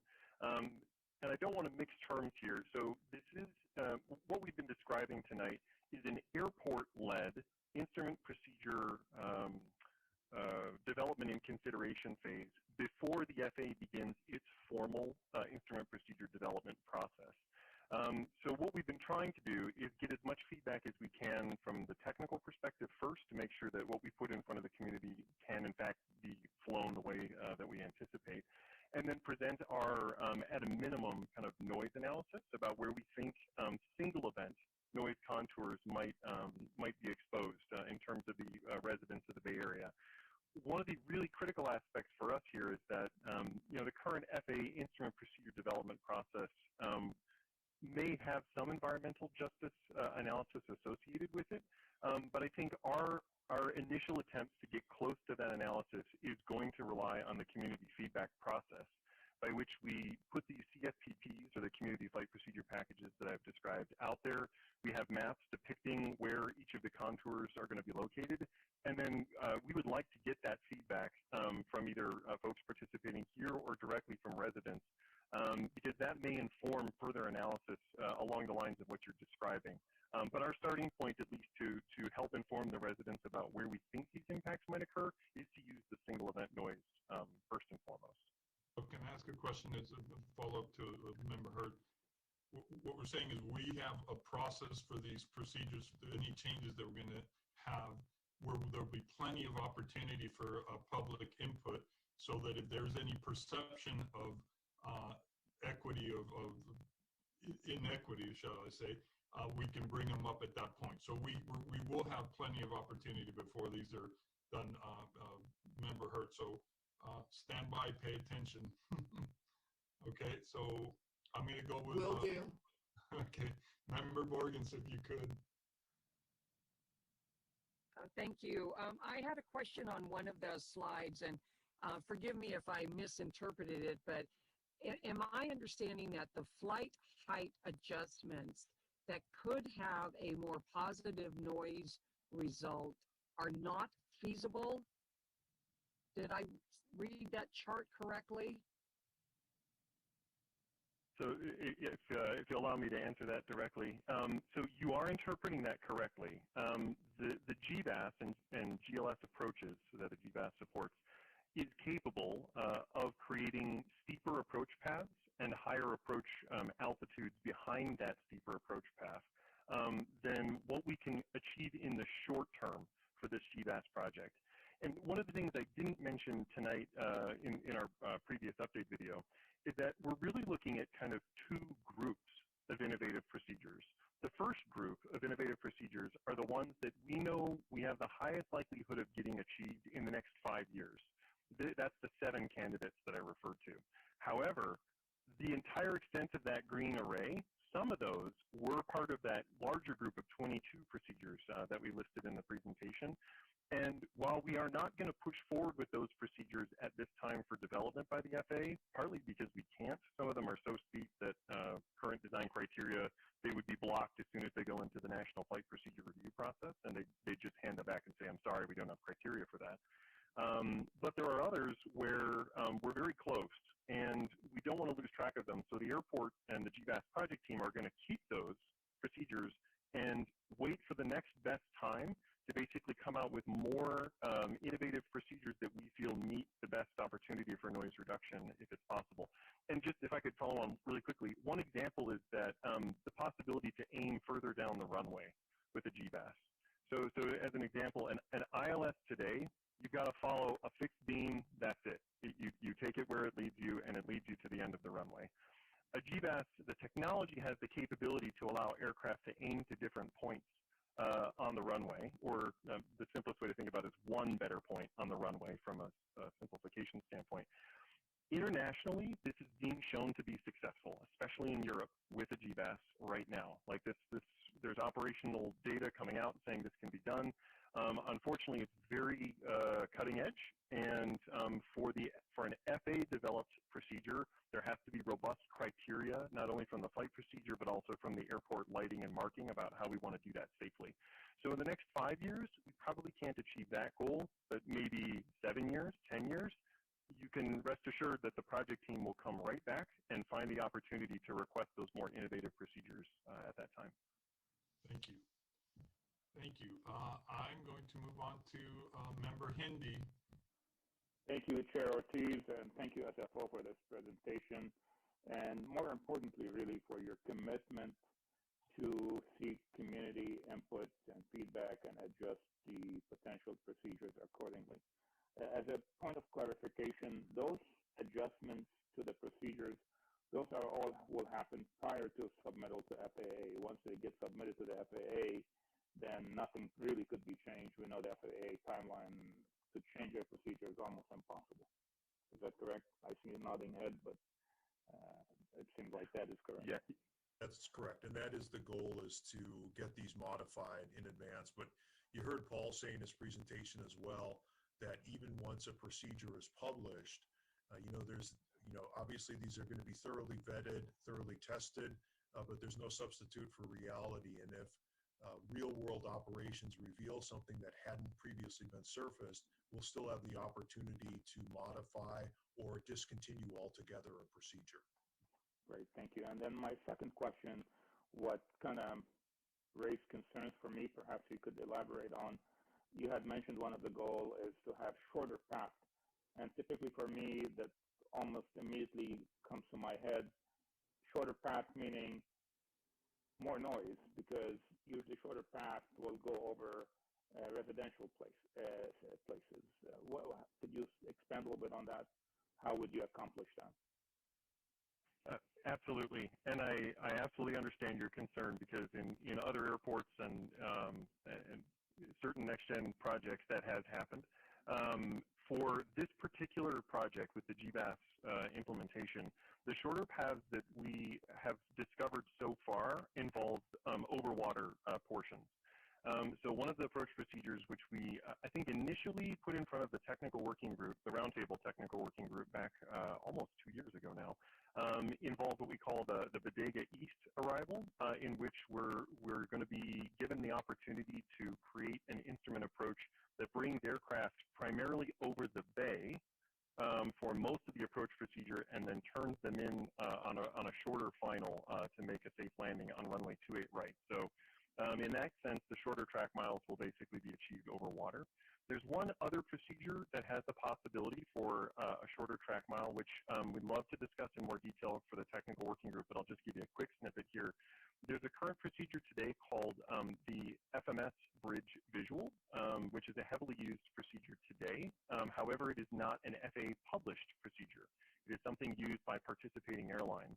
And the project team here at the airport has been given the opportunity to try to convert that non-FAA procedure into a GLS procedure, which does result in some shorter track miles depending on the direction that you're coming in, primarily on the overwater segments. But it is, again, our goal to make sure that we, as accurately as we can, express these in those community flight procedure packages, and let yourself and other members of this roundtable and the residents measure and give us feedback themselves. Because it's one thing for me to tell you, but it's another thing to have the map and have the points and plot it out and verify themselves. Thank you, Paul. That's very helpful. I'm very familiar with both procedures that you had mentioned, and that would be fantastic if those could be achieved through the GBAS. So, thank you. Great, thank you for the comments. Member Schneider, did you have a question? I thought I saw your hand raised. And unmute myself. There, I do. Mr. Hanna, I have about 5 fairly quick, simple questions. Number one, as GBAS has been brought to us, it's really only been looking at runway 28 arrivals. Are the 7 procedures out of the 22 all runway 28 arrivals? Great question. Right now, the 7 procedures focus on 28 left, 28 right, and 10 left and 10 right. The 4 overlay approach procedures, which you can see in the instrument flight procedure gateway today, those are the ones that I think we reviewed with the Roundtable maybe 2 years ago. Those are the overlay procedures of existing RNAV GPS procedures to 28 left, 28 right, 19 left, and 19 right. And just to elaborate, I know you mentioned it was a quick question, but I'd like to take a slightly longer answer if it's okay. We at one time had innovative procedures to the 19s, but using our terminology, where we were trying to find alternative paths, again, to keep the aircraft over water as much as possible to bring them into the 19s. we ran into some very significant constraints in that area that prevented our short-term ability to implement those innovative procedures. So most of the procedures that we're getting ready to put out for the community to review are 2.8 left.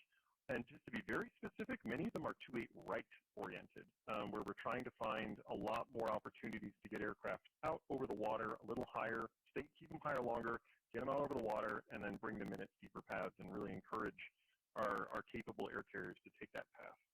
Okay, and just a tiny follow-up then. None of these procedures are runway 1 left or right arrivals. That is correct. Current design criteria prevents us from being able to develop GLS approach procedures to the ones. Okay, thank you. Another question then, because you talked about ILS to 3 additional runways. Is that what you meant by 10 left and right and 19 left right? Okay, very good. That is correct. So, and to be specific, 19 left has an ILS today. 19 right does not have an ILS. So 19 right, 10 left, and 10 right. That's correct. 19 left. So when you talked about moving an airplane landing farther down the runway, which means the runway is now shorter, will they have to increase or use greater reverse thrust to stop?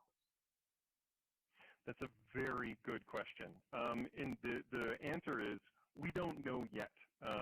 And to be very specific, we are not planning to put any of those procedures out at this time for our short-term development. And so that's like those are part of our Group 2 procedures. And when we do get to that phase, that is going to be one of the most important metrics that we want to include in our community flight procedure packages. Not only what do we think happens for the single event contours while they're flying, but exactly your question is, what do we think the reverse thrust application would be? And I would love to get into that more in the technical working group, because there's some pros and cons with the way the airport operates today in terms of keeping narrow body aircraft faster so that they can get past the ones quicker. And then basically exit the runways a little bit further away. But if it's okay, I'd like to bring that one up in the technical working group. The reason, and you don't attend to many of these, but you'll know every time I open my mouth, I am talking generally about low frequency noise. And I think if we had more of the general public from Burlingame and Hillsborough here tonight, what they have found with the lengthening or shortening of runways is an increased amount of noise to those communities as well as to my community. So hopefully when you're testing this, and as we're learning more about low frequency noise, we put in a testing protocol for that. And then my final question came, where is it here? That might actually have been my biggest question on there is generally, I think, my gut feeling is if you move the plane farther down the runway, there's going to be a greater increase in low frequency noise, and that's going to affect us inline communities. Oh, I know what it was. You're testing only noise. Our roundtable uses only noise in its metric, but other roundtables around the country use emissions. My question is, with these different procedures, depending on how you brake or run the engine, it's not the CO2, which I think everybody alludes to greenhouse gases, but it's the other air pollutants, and it's the microparticulates. So back to Councilwoman Hurt's question, as these flights come over East Palo Alto, North Fair Oaks, Foster City, on the typical arrivals, what is happening with microparticulates and NOx and SOx? Carbon is one thing, but I'm taking notes. That's why I'm staring down at a notebook here. These are fantastic questions, and it's a huge part of the reason why we're excited to bring these procedures in front of this group here and to the residents. But I'm going to take the note here.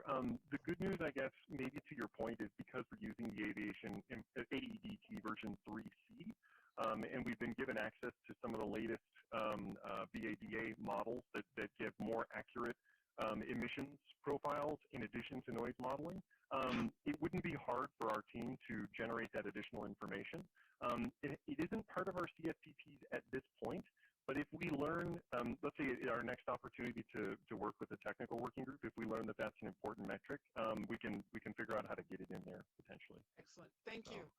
Okay, thank you very much. Any other member questions? And having none, then we will open it to public comment. Ms. Montes, you're on. Thank you, Chairman Ortiz. So as a reminder, if you wish to speak on item 7, please raise your hand through the Zoom feature, which seems to be working now, thankfully.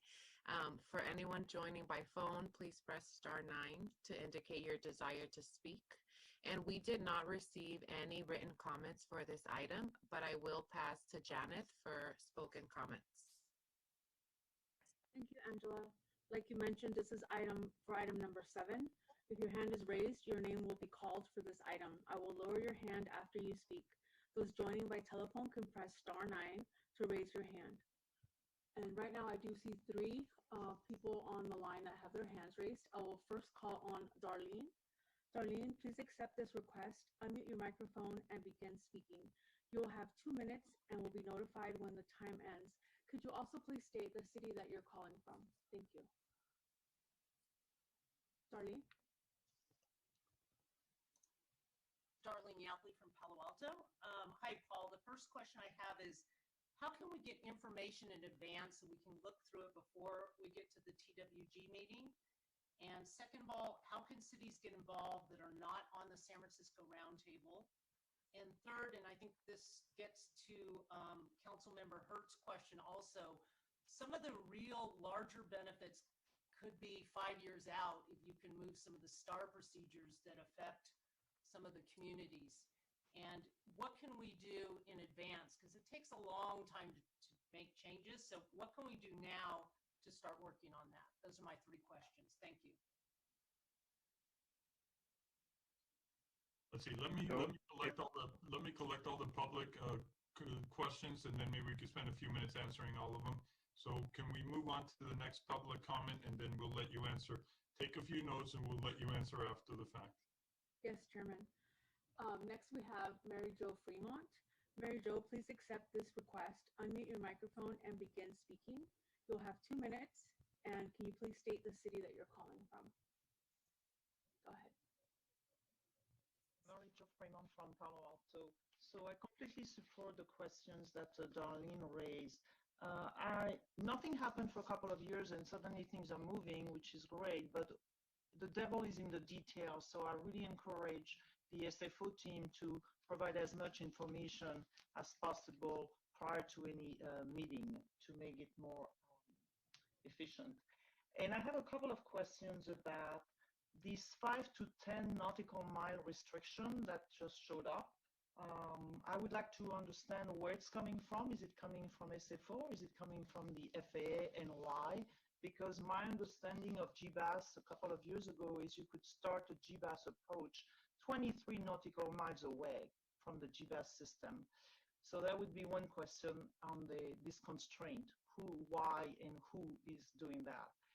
The second thing is I would like to understand the glide slope on both runway 28 right and 28 left, and that is related also to a comment that Mark Schul made at the beginning. The original thinking from the SFO team 2 years ago was to increase the slope only on 28 right and nothing on 28 left, which means it will not help the majority of their San Francisco arrivals because you will not be raising any altitude on the GBAS approach. Thank you. Thank you. And then we had one more comment. Thank you. We now have Liz Lopez.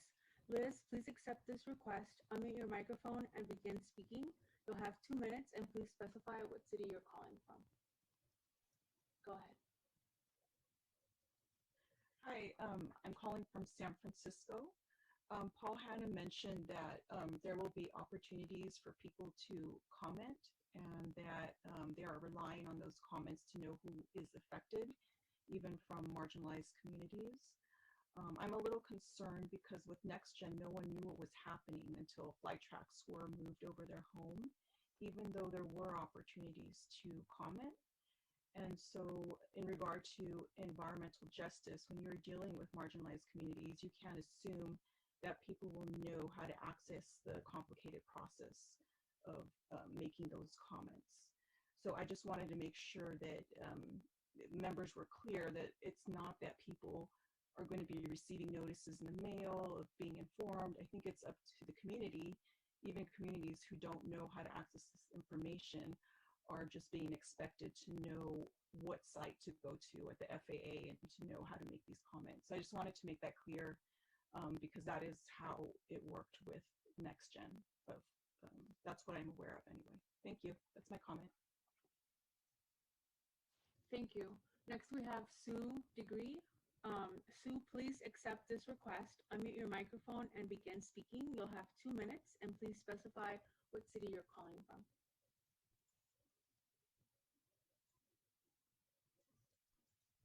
Sue? Hi, am I unmuted? Yes. Okay, thank you. I appreciate all the comments and questions by the board members and the public. So yes, it does, for those of you who have been on the board a while and for the new people, this does remind us a great deal of NextGen. NextGen was going to be the most wonderful thing ever. And then when it happened, the whole peninsula lit up with complaints. And so very, very concerned about GBAS. Hope the Roundtable really watches this very carefully. I really don't know how you can watch it really carefully, but seeing what happened with NextGen, we're still trying to fix things for our communities, and noise is a health issue. Very, very, very concerned about GPAS. And then I appreciate that. I mean, it's interesting to know that this is an airport thing, and that they're willing to say no to what doesn't work for us, the public. However, you're putting in, did I hear this, infrastructure in 2021? That's like tomorrow. So those are just my comments for that. Thank you. Thank you, Sue. I'll give it a few seconds to see if any more members raise their hand, but right now I don't see any. Very good. Mr. Hanna, if you could keep your responses brief, we would appreciate it. We have a busy agenda ahead of us, so please go ahead. I'll do my best. I wish I could record videos for some of these great questions that have come up, but so I'll go in reverse order if it's okay. So the first comment about the 2021 infrastructure installation. So you did hear us correctly.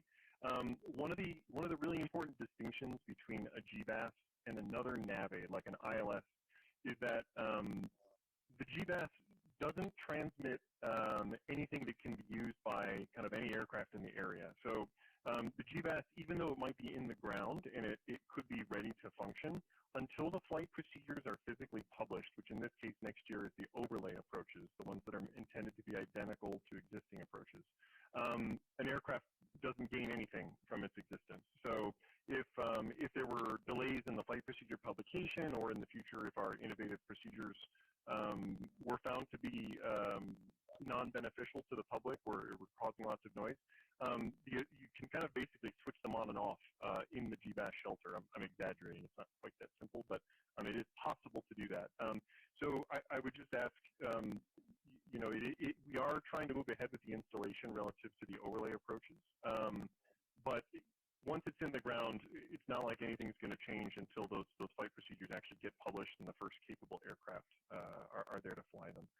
But we will continue to update this roundtable on the progress that we make towards our installation and commissioning. I caught the comment about opportunities for commenting might be a little bit challenging if we're steering folks towards the website. Noted, and we'll be working very carefully with folks here on this to try to find the best ways to get those comments if we feel like we're not getting them. I'm going to go backwards a little bit more. The question about the glide slope or the glide path angles that are currently being considered for 28 left and 28 right. All of the innovative flight procedures that we'd like to review with the residents, the 28 left procedures involve a 3.20, and which is much higher than the current glide slope out there today. And the 28 right procedures are all 3.20 as well. So that's what we've kind of come out of the innovative GLS process with. There is a recognition that having 3.20 on the left and having 3.00 on the right may give us some opportunities to explore flipping the lead aircraft in a CASPER operation, but that isn't something that we've spent a lot of time discussing just yet in our technical flight procedures subcommittee. But it is something that we want the feedback on if that's something that we want to explore potentially in our second round of enhancements. The question about 5 to 10 nautical miles versus 23. So 5 to 10 nautical miles is what I would term to be the restriction imposed by current GLS approach design criteria. I'm trying to choose each of those words very carefully.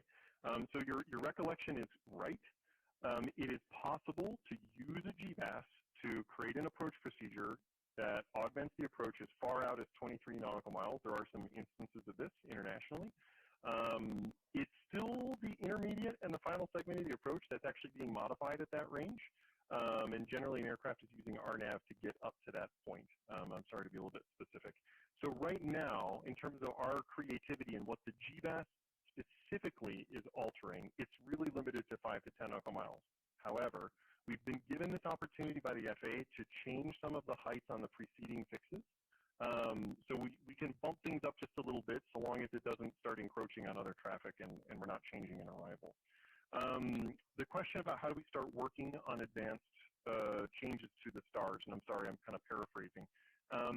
So there's kind of two exciting things that have developed relative to the GBAS project. One, as I think was mentioned earlier tonight, is that the GBAS initiatives and some of the GLS approach procedures are reaching the national level of priority here within the FAA. And we're extremely grateful to all of our FAA participants who are helping us with this project to not only look at procedures, but also to evaluate these really enhanced air traffic initiatives like one that came up last summer, which was the multiple airport route separation concept, which is MARS. And this is where aircraft can be cleared to approaches kind of further away than they normally would, and they get reduced separation all the way into the runways. What that does from a noise perspective is it gives us kind of different corridors in the future that could be considered that put more aircraft kind of over the water or kind of get them grouped more closely together between Oakland and San Francisco and between San Jose and San Francisco. So the MARS project is an example, and the GBAS project, they're very closely gathered together, and our project team is continuing to work with the FAA at the national level to make sure that everybody knows we've got this GBAS. The airport wants to be first in line to consider these advanced airspace initiatives because we've got the GBAS and we've got this opportunity to do good and experiment in a safe way. The city involvement for cities not on the roundtable, and I may have to defer to Bert and Doug on this one a little bit. Our presentation tonight was tailored to this roundtable and the technical working group because that's the next stop for us is to this roundtable technical working group. And we will be preparing information in advance of that meeting, so I'm not going to spring it on you. One of the things we want to know is when is the next technical working group so we can have everything ready and for review for folks who are there. But we are open to meeting with other roundtables in the Bay Area and other cities. I think we greatly enjoyed the opportunity specifically with Palo Alto in the past to come and present, and that's something we can do again. I don't know if I answered all of the questions, but hopefully I got to them all. I think that's most of them. You've done a beautiful, beautiful job, so thank you very much. Really appreciate it, and that was a great presentation. And now, Bert, we still doing the new noise application presentation? Is that you? That was my intent, sir, unless you... No, absolutely no. I'm just out of time. No, go ahead. I'd love to hear it. All right. So I have my colleague Lauren Teresi going to share her screen. There it is with us. And we'll go ahead and start the show running. I'm pleased to be presenting the options that are currently available to those wishing to file noise concerns with the SFO Noise Office. We looked at each method of contacting the noise office and are keeping the historical methods of reporting to us. Each method is reviewed to be sure that it was useful, provided the ability to get what you want to share with us for review. Following our look at what we had to offer, we saw that there were areas where we could improve. I'll introduce you to our new offerings. A few months back, we listened when our reporters let us know that it would be helpful to have the ability to file a noise report when using the WebTrack app while viewing flight tracks and noise data in near real time. The ability is now there to do exactly that. When one clicks on the airplane and brings up the detailed information window you can see on the screen, look in the lower left of that window and you'll see a comment bubble. When the comment bubble is clicked, a question appears asking if you would like to report this aircraft. On selecting yes, our simplified online noise report form appears pre-populated with the information for that flight, as you can see here. A few months back, wanting to go further and provide another resource that could be readily accepted, we've created a noise reporting app. This is available on our Submit Noise Report tab from our webpage under the smartphone hyperlink.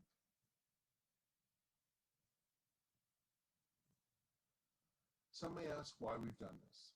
The answer is simple. We know that you like the StopJetNoise.net app. When we discussed this with the developer, Adam Worrell, he mentioned that he would like to sunset his app if a suitable replacement could be found. To do this, we felt the need to mimic the simplicity of StopJetNoise.net app, which is the prime reason that it's been so successful. As you heard earlier, it's so successful that it actually gives us approximately 98% of our noise reports through the app.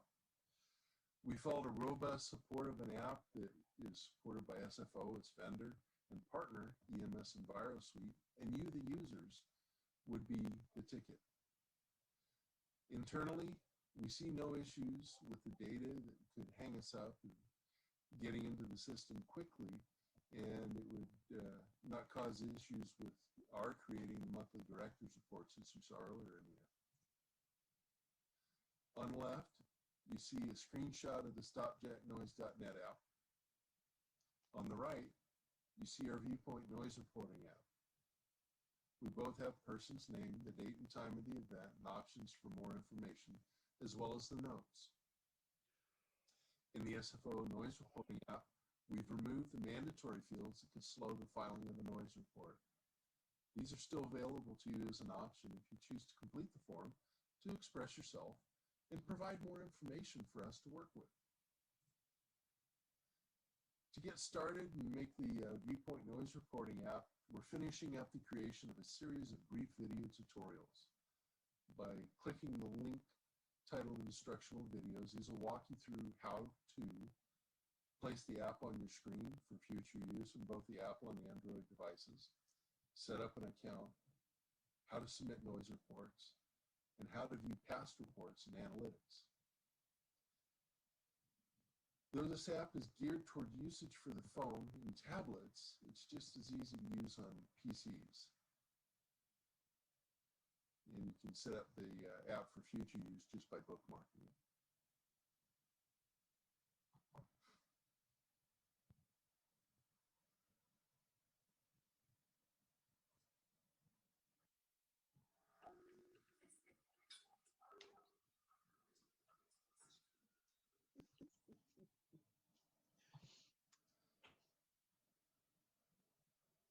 The last enhancement that we'll review today are the changes to our noise reporting hotline. This uses our current phone number and works in the integrated voice response system. The IVR recognizes your voice and fills out the information the office staff needs to work with. Your voice is converted from text and populates our noise report form.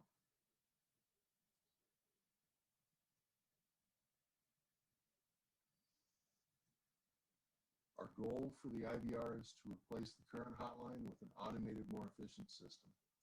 Why, do you ask? We want to make the phone experience for our reporters easy and seamless, reducing the amount of time the noise office spends transcribing hotline complaints. This makes the staff able to research and report back on the noise concerns we receive and helping you. And while maintaining the ability to speak with a live person at SFO during office hours.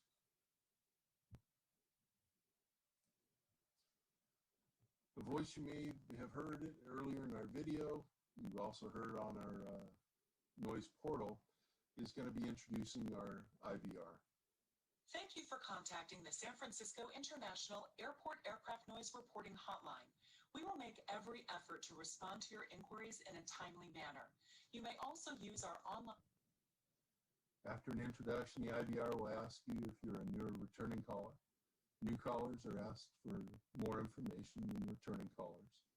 You'll be asked to provide your first name as well as your address.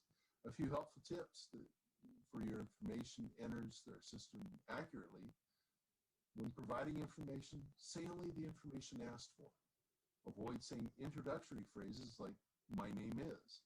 For example, when asked for your first and last names, instead of saying, "My name is Jane Doe," only say Jane Doe. When providing address numbers, always say the numbers as individual digits. Instead of saying 701 as 701, say 701. Listen to all prompts. There's a final prompt asking if you would like to hear back from the SFO. Please do not hang up. Please do not hang up before this. You need to respond to it, otherwise your noise report will not be submitted. The link to find our webpage is flysfo.com/noise, where you can go to our file and noise report. And then to use our 24-hour IVR hotline, we have both local and toll-free numbers. And I return it back to the chair for questions. Thank you, Bert. And members, do we have any questions? And I can't see the hands. I don't know what happened to. Miss Davina Hertz, Councilmember Hertz, hands is raised. Member Hurt, please go forward. Hi, okay, I'll make it quick. This is an excellent tool, really thought out. So now my question is, what is the process after you receive this complaint? The complaints, as always, go straight into our noise monitoring system. This will facilitate them getting in quicker, not quickie. And we'll be able to do the research on those that wish. The vast majority of the concerns that come into our system are people that only want to file. They don't want a response. So for those people desiring a response, we'll be able to respond a little faster to them. When you say that you research, yes. What does that entail? It's quite a variety of things. So if we're looking for a surge in complaints at a given time of night, if it's a area that's running an uptick in complaints, we're looking into those. We're also looking into given flights that may find the attention of more than just an individual. And then after you do the research? It depends. If we find one of the biggest ones we've had lately has been from Palo Alto and both Brisbane. Depending on the flight and where they are, we go ahead and respond to the FAA and the airline, as well as the city, asking if we can get more information, and then we'll go ahead and respond back to the city. Okay, those are all my questions. Thank you. Thank you. Any other questions from members? I do have a question, Bert. Could you just comment on how this is going to work with the FAA portal? Right now, I was curious when that was coming up. As far as what we're looking at right now is the FAA has asked, are we willing to be a partner? And I think in general right now, yes, we are willing to be a partner. The question right now is how far out we want to, what radius we wish to respond within versus where the FAA responds. And so we're looking at pretty close to the airport, actually. And we're going to share all the data with the FAA if we become a partner. And that will allow them to give information back to us as well. So we're looking for some good outcome to this. So I'm sorry, can I follow up with that? When you say we're looking to partner, again, they're talking about a portal. We don't know anything what happens after the noise complaints are received. So, which is fine, and they're developing it. So I would hate to think that we're going to stop doing what we do after the noise complaint is received. No, the information will still come into SFO, to my understanding right now, and we will be bringing into our system, still be able to correlate, look at check the data based on information in our ANOM system that we currently have, just as we always have. But as far as the response, that's where it'll be coming from a different entity, is my understanding. So that the methods you use right now to collect the complaints will be replaced by the FAA's portal? No. We would be sharing our data with them from our system. Perfect. So the collection where we call that would remain even beyond, okay, good. I feel much better. The only difference, and it was brought up earlier by, I believe it was Mr. Grace, was the StopJetNoise.net app. That's a third-party app outside the airport. And we already know that Adam Worrell would prefer to hang up the app if he can. I mean, it's an individual running this app for a lot of people. Personally, I think he's taking a lot of liability as well, but that's been his choice. And so if people are accepting of our app and community groups come in with positive response, Adam Worrell said he would sunset his app and it would roll over to this. Perfect. I have questions from Mr. Member Livermore. Yeah, just a follow-up on Chairman Ortiz's question. You know, it seems, Bert, that you're collecting a lot of really good information with this app, and that it would be a duplicate for the FAA to be collecting the same information, and a person would have to submit reports for both. And that seems like it would be automatically best for your stuff to go directly to the FAA. That's do you agree with that, or is there problems with that? I don't have a problem at all with it, and that's what I believe. Right now, my understanding is we would share it on with the FAA. All right, thank you. Thank you. Member Borgens. Thank you. Forgive my naivety. I don't want to see us lose control of our ability locally to collect data, noise data, and reporting it. So I want to make sure that we do remain in control of our local data. Am I hearing that we won't lose control of that? Correct? I don't want the fox watching the hen house. Sorry. That's my understanding, yes. No, our intent is to continue the collection. Very good. Any other questions from members? And having none, we will go to... Actually, Mayor Cecilia Taylor raised her hand. Oh, I'm sorry, Mayor Taylor. Member Taylor, please go ahead. Thank you, and thank you for the presentation, Bert. My concern is that I'm hearing, if I'm correct, that there are a few items that are going to need community outreach on. And so my concern is the overlap of that. And if there's a way, if things are going to be done one by one or all at once. So more of a concern than a question.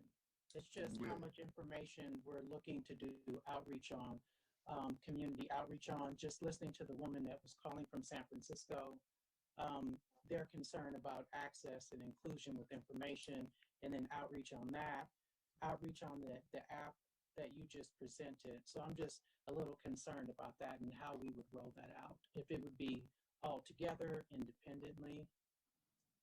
Well, my hope is if the community groups are accepting, that Adam Worrell would not have a problem with putting our website out there with the Noise app as the replacement.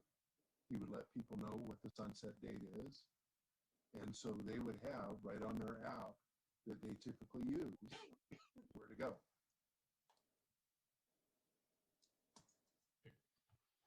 Thank you. So, okay. Any other questions from members?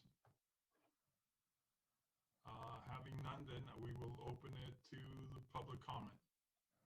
Thank you, Chairman Ortiz. As a reminder, if you wish to speak for item 7, please raise your hand through the Zoom feature. For those joining by phone, you may press *9 to indicate your desire to speak. And we did not receive any written comments for this item. And we do have a few hands raised, so I will pass on to Janeth for spoken comments. Thank you. Thank you, Angela. This is a public comment for item number 7. If your hand is raised, your name will be called for this item. I will lower your hand after you speak. Those joining by telephone can press *9 to raise your hand. So right now, I do see 2 members of the public raising their hands. First, I will call on Darlene, followed by Liz Lopez. So Darlene, please accept this request. Unmute your microphone and begin speaking. You'll have 2 minutes and will be notified when the time ends.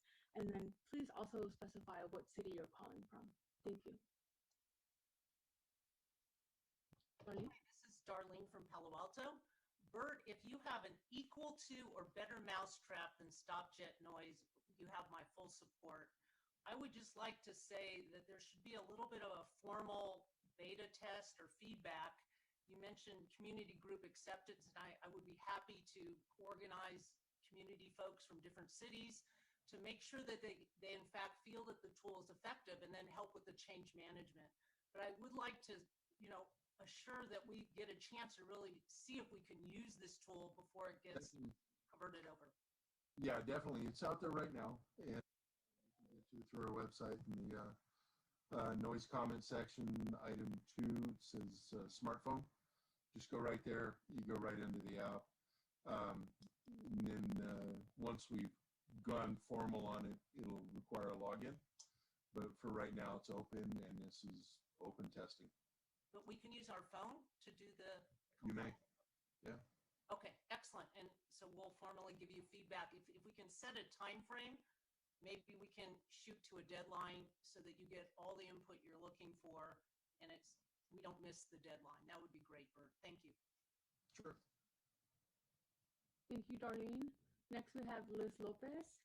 Liz, please accept this request. Unmute your microphone and begin speaking. You will have 2 minutes and will be notified when the time ends. Please also identify what city you're calling from. Go ahead. Hi, this is Liz. I'm calling from San Francisco. I had a question about privacy and cookies being placed on my computer when I use this new noise complaint app. So basically, at what level am I going to be tracked on my computer or smartphone by SFO or a third party? Initially not. When we get into the require a login, then there will be, and there's a full disclosure on that on the website. Okay, so we will be tracked by a third party or SFO? Just by SFO. We need to retain the data somewhat to be able to respond and log it in our system. Okay, but it's just being tracked on when we're on the app itself? Yes, and it will time out after a few months, and then I think it's a couple months. I'll check that for sure, and then once that period's gone, you have to come in as a new user. Okay, and just to clarify again, it's just on the app itself. I'm not being tracked, kind of like Facebook or Google does, like on all. We're not interested in that at all. Okay, I just want to double check. Thanks so much. Name, address, phone number, that type of stuff, so that when you come in, we say, "Oh, hey, it's Liz Lopez." Okay, great. Thank you. Thank you, Liz. Next, we have Peter Grace. Peter, please accept this request. Unmute your microphone and begin speaking. You will have 2 minutes. Please specify what city you're calling from. Peter? Hi, my name is Peter Grace. I live in Brisbane. I've got a question for you, Bert, and that is about functionality of the app. Currently, we get daily emails saying what flights are associated with which complaint. Be helpful. So will this continue? Secondly, Adam Worrell also allows one to look at complaints by zip code, by month, number of complaints, number of complainers. That is also extremely helpful. Secondly, will that be allowed? When you show the map for web reporting, is there any time lag between what is shown on the map and between the actual flight and what's shown on the map?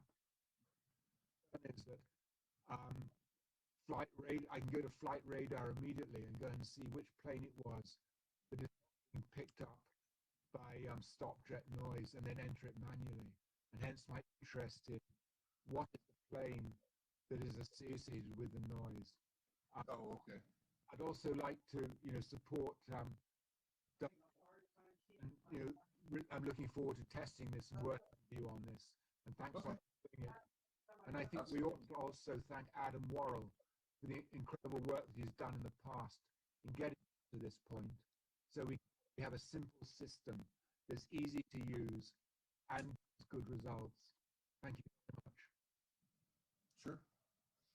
Our functionality, we believe, will be the same as far as the ability to see the complaints and correlations.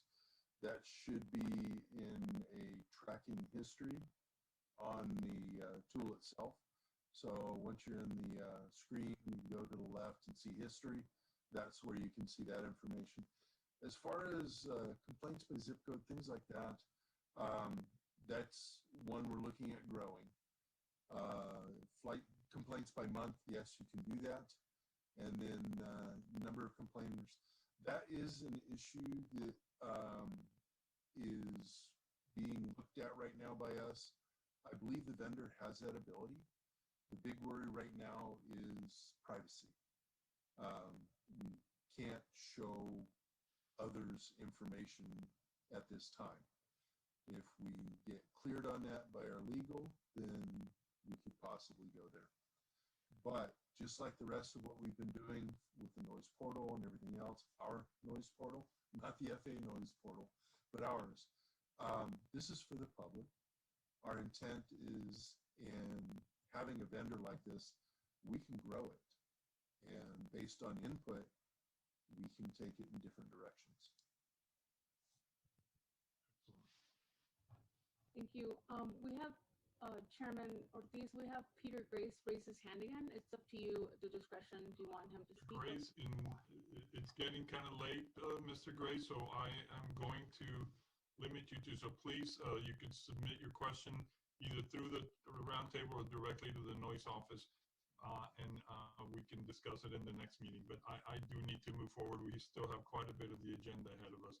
So Bert, with that, thank you very much. That was a great presentation. I think it's a great, I've gone in there and played around with it, and I think it's fabulous. So I'm looking forward to any enhancements and any feedback from the community. So thank you for those who agreed to beta test it and give feedback to Bert. Thank you, Bert. Appreciate it. And with that, we will move on to item number 8. This item is a three-part. We're first discussing the 3-year fiscal audit of the Roundtable Trust Fund. Secondly, we're talking about the 2020-21 budget. And then Member Schneider and I will both be very happy. We will be seeking authorization to fund the ground-based noise initiative study. So that is near and dear, and we've been working really hard with the subcommittee on this one. So with that, I will put it back to Michelle if you want to take us away. All right, thanks very much. So included in your packet is the memorandum on the budget adoption. And what the bylaws ask the Roundtable to do is to adopt an annual budget between May 31st and October 31st. So the item before you is to approve a 12-month budget for the fiscal year 2020-2021. And it will be essentially effective July 1, 2020 through June 30th, 2021. And, I think I'm available to answer any questions. I think the key aspects of this budget that's available to you is to pay. So I think with that, I'll stop there, but I'm available to answer any questions. Okay, I know it's late, and I know nobody wants to talk about budget at this time of the night, but please, this has been a lot of work to bring our financials to where they are, and I want to once again thank Linda Wolin because she got the process started. and Michelle Rodriguez, who picked it up, and then Angela Montes, who they've all worked very hard on this and really brought us a long way in our reporting. And I'm very, very happy about this budget. So please, any questions from the members?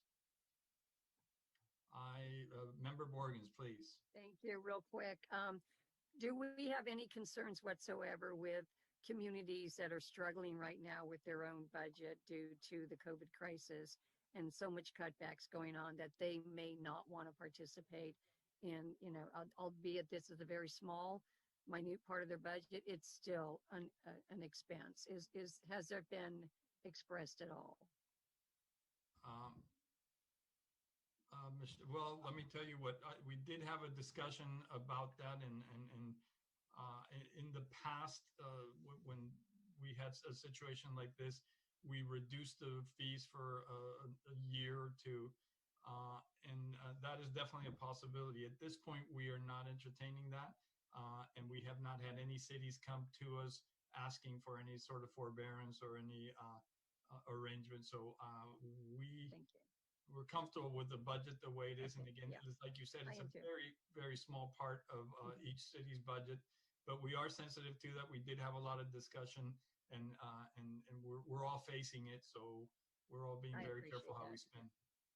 Thank you. Thank you. I would move the budget if you're looking for. Well, let me give him just a second more to see if there's any other questions, but I don't see any raised hands. So what we can do is open it to members of the public to see if there's any questions from the public. Thank you. Excuse me. Thank you, Chair. For this item, we did not receive any written comments. And at the moment, we actually do not have any hands raised from the public either. Yeah, the finance part is no fun. So with that, and Ms. Rodriguez, just make sure that I'm doing this correctly. We are voting on 3 separate items. No, just 2.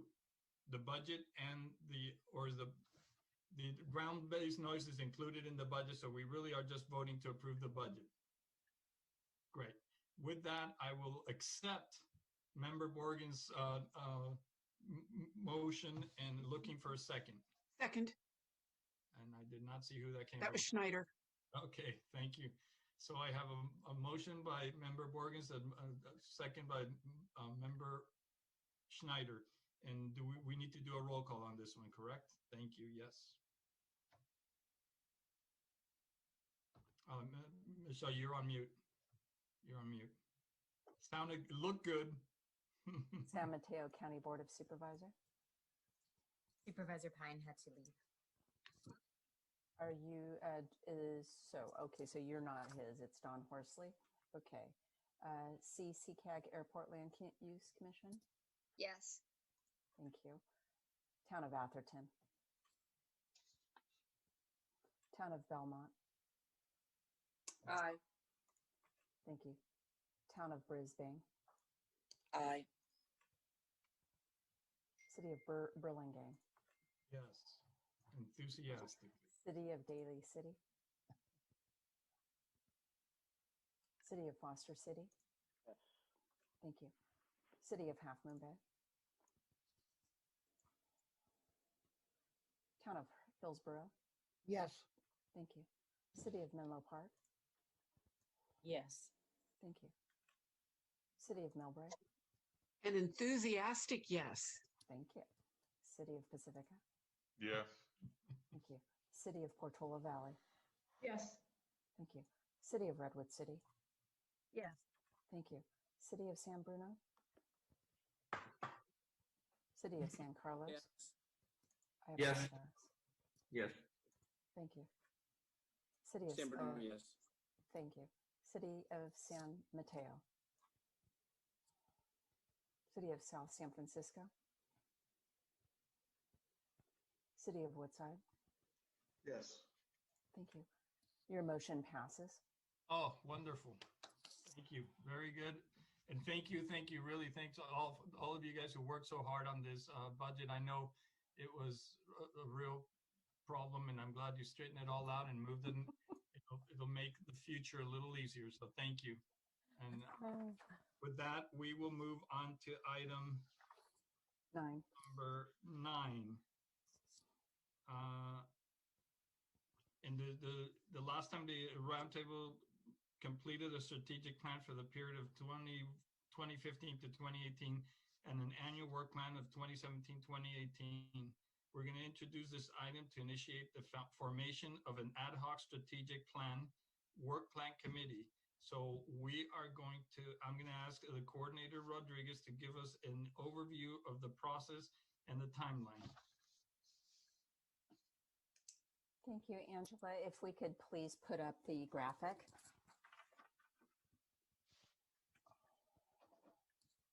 Thank you very much. So this graphic is also included in your packet on page 56, and it essentially is showing that what we're proposing to do is a strategic plan for the roundtable that would take us through 2024. So it would include the long-range vision goals. And it, of course, would align with our budget, and we would be essentially updating the 2015 through 18 existing strategic plan. Also, the subcommittee would be asked to develop a one-year work plan. It would be for July 1, 2020 and through June 2021, and it would be annually updated thereafter to align with that strategic plan and, of course, the budget. And we would be updating the 2017 version. And I think we've already addressed the budget in general. It would be all aligned going down the road. So if you could go to the next chart, which is the outline of the meeting 1 and 2. What we're looking at, and this is on your package, page 55, is a 2-meeting format. And if approved to initiate the ad hoc subcommittee, Angela, can you switch to the agendas? Thank you. If you approve the development of the ad hoc subcommittee, we will, after this meeting, I've developed in conjunction with Angela and a survey that we will send to higher membership. And the survey is designed to look at your accomplishments and what from the old strategic plan you'd like to keep and what new vision and goals you might have. And it will also drill down into specific work items based upon what I've been hearing in a variety of interview input from the chair and other key folks that I've been meeting. You'll have an opportunity also to add your own work plan items. But what we'll be looking at is what is your top 10 things you'd like to focus on, given we've got 9 months left in this year, and then whatever else is remaining in terms of priority, I'll bring to the ad hoc committee, and you'll have an opportunity to develop this strategic plan, and then an immediate 1-year, 2-year, 3-year work plan, and then we'll bring that back to the entire committee to approve in whole. And so I'm hoping to conduct this in a 2-meeting format. As I said, we'll follow up if approved, both with the survey as well as a doodle poll with some specific days and times to meet. And each of those meetings should take about 2 hours. So it'll require some homework, but I'll do my best to try to facilitate the best I can. What this tentative agenda showed was SFO participating initially in the beginning. And that is because they're going through a strategic plan process as well. I didn't hear the director talk about it, but I was kind of hoping for a bit of overview about what strategically are they thinking about doing so that we can align with them, that maybe they're not along as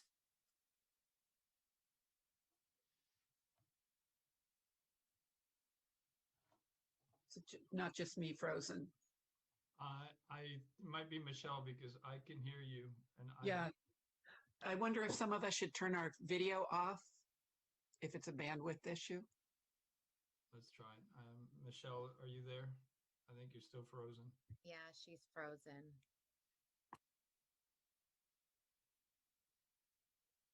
So isn't she was pretty close to the end of her presentation, but we need questions.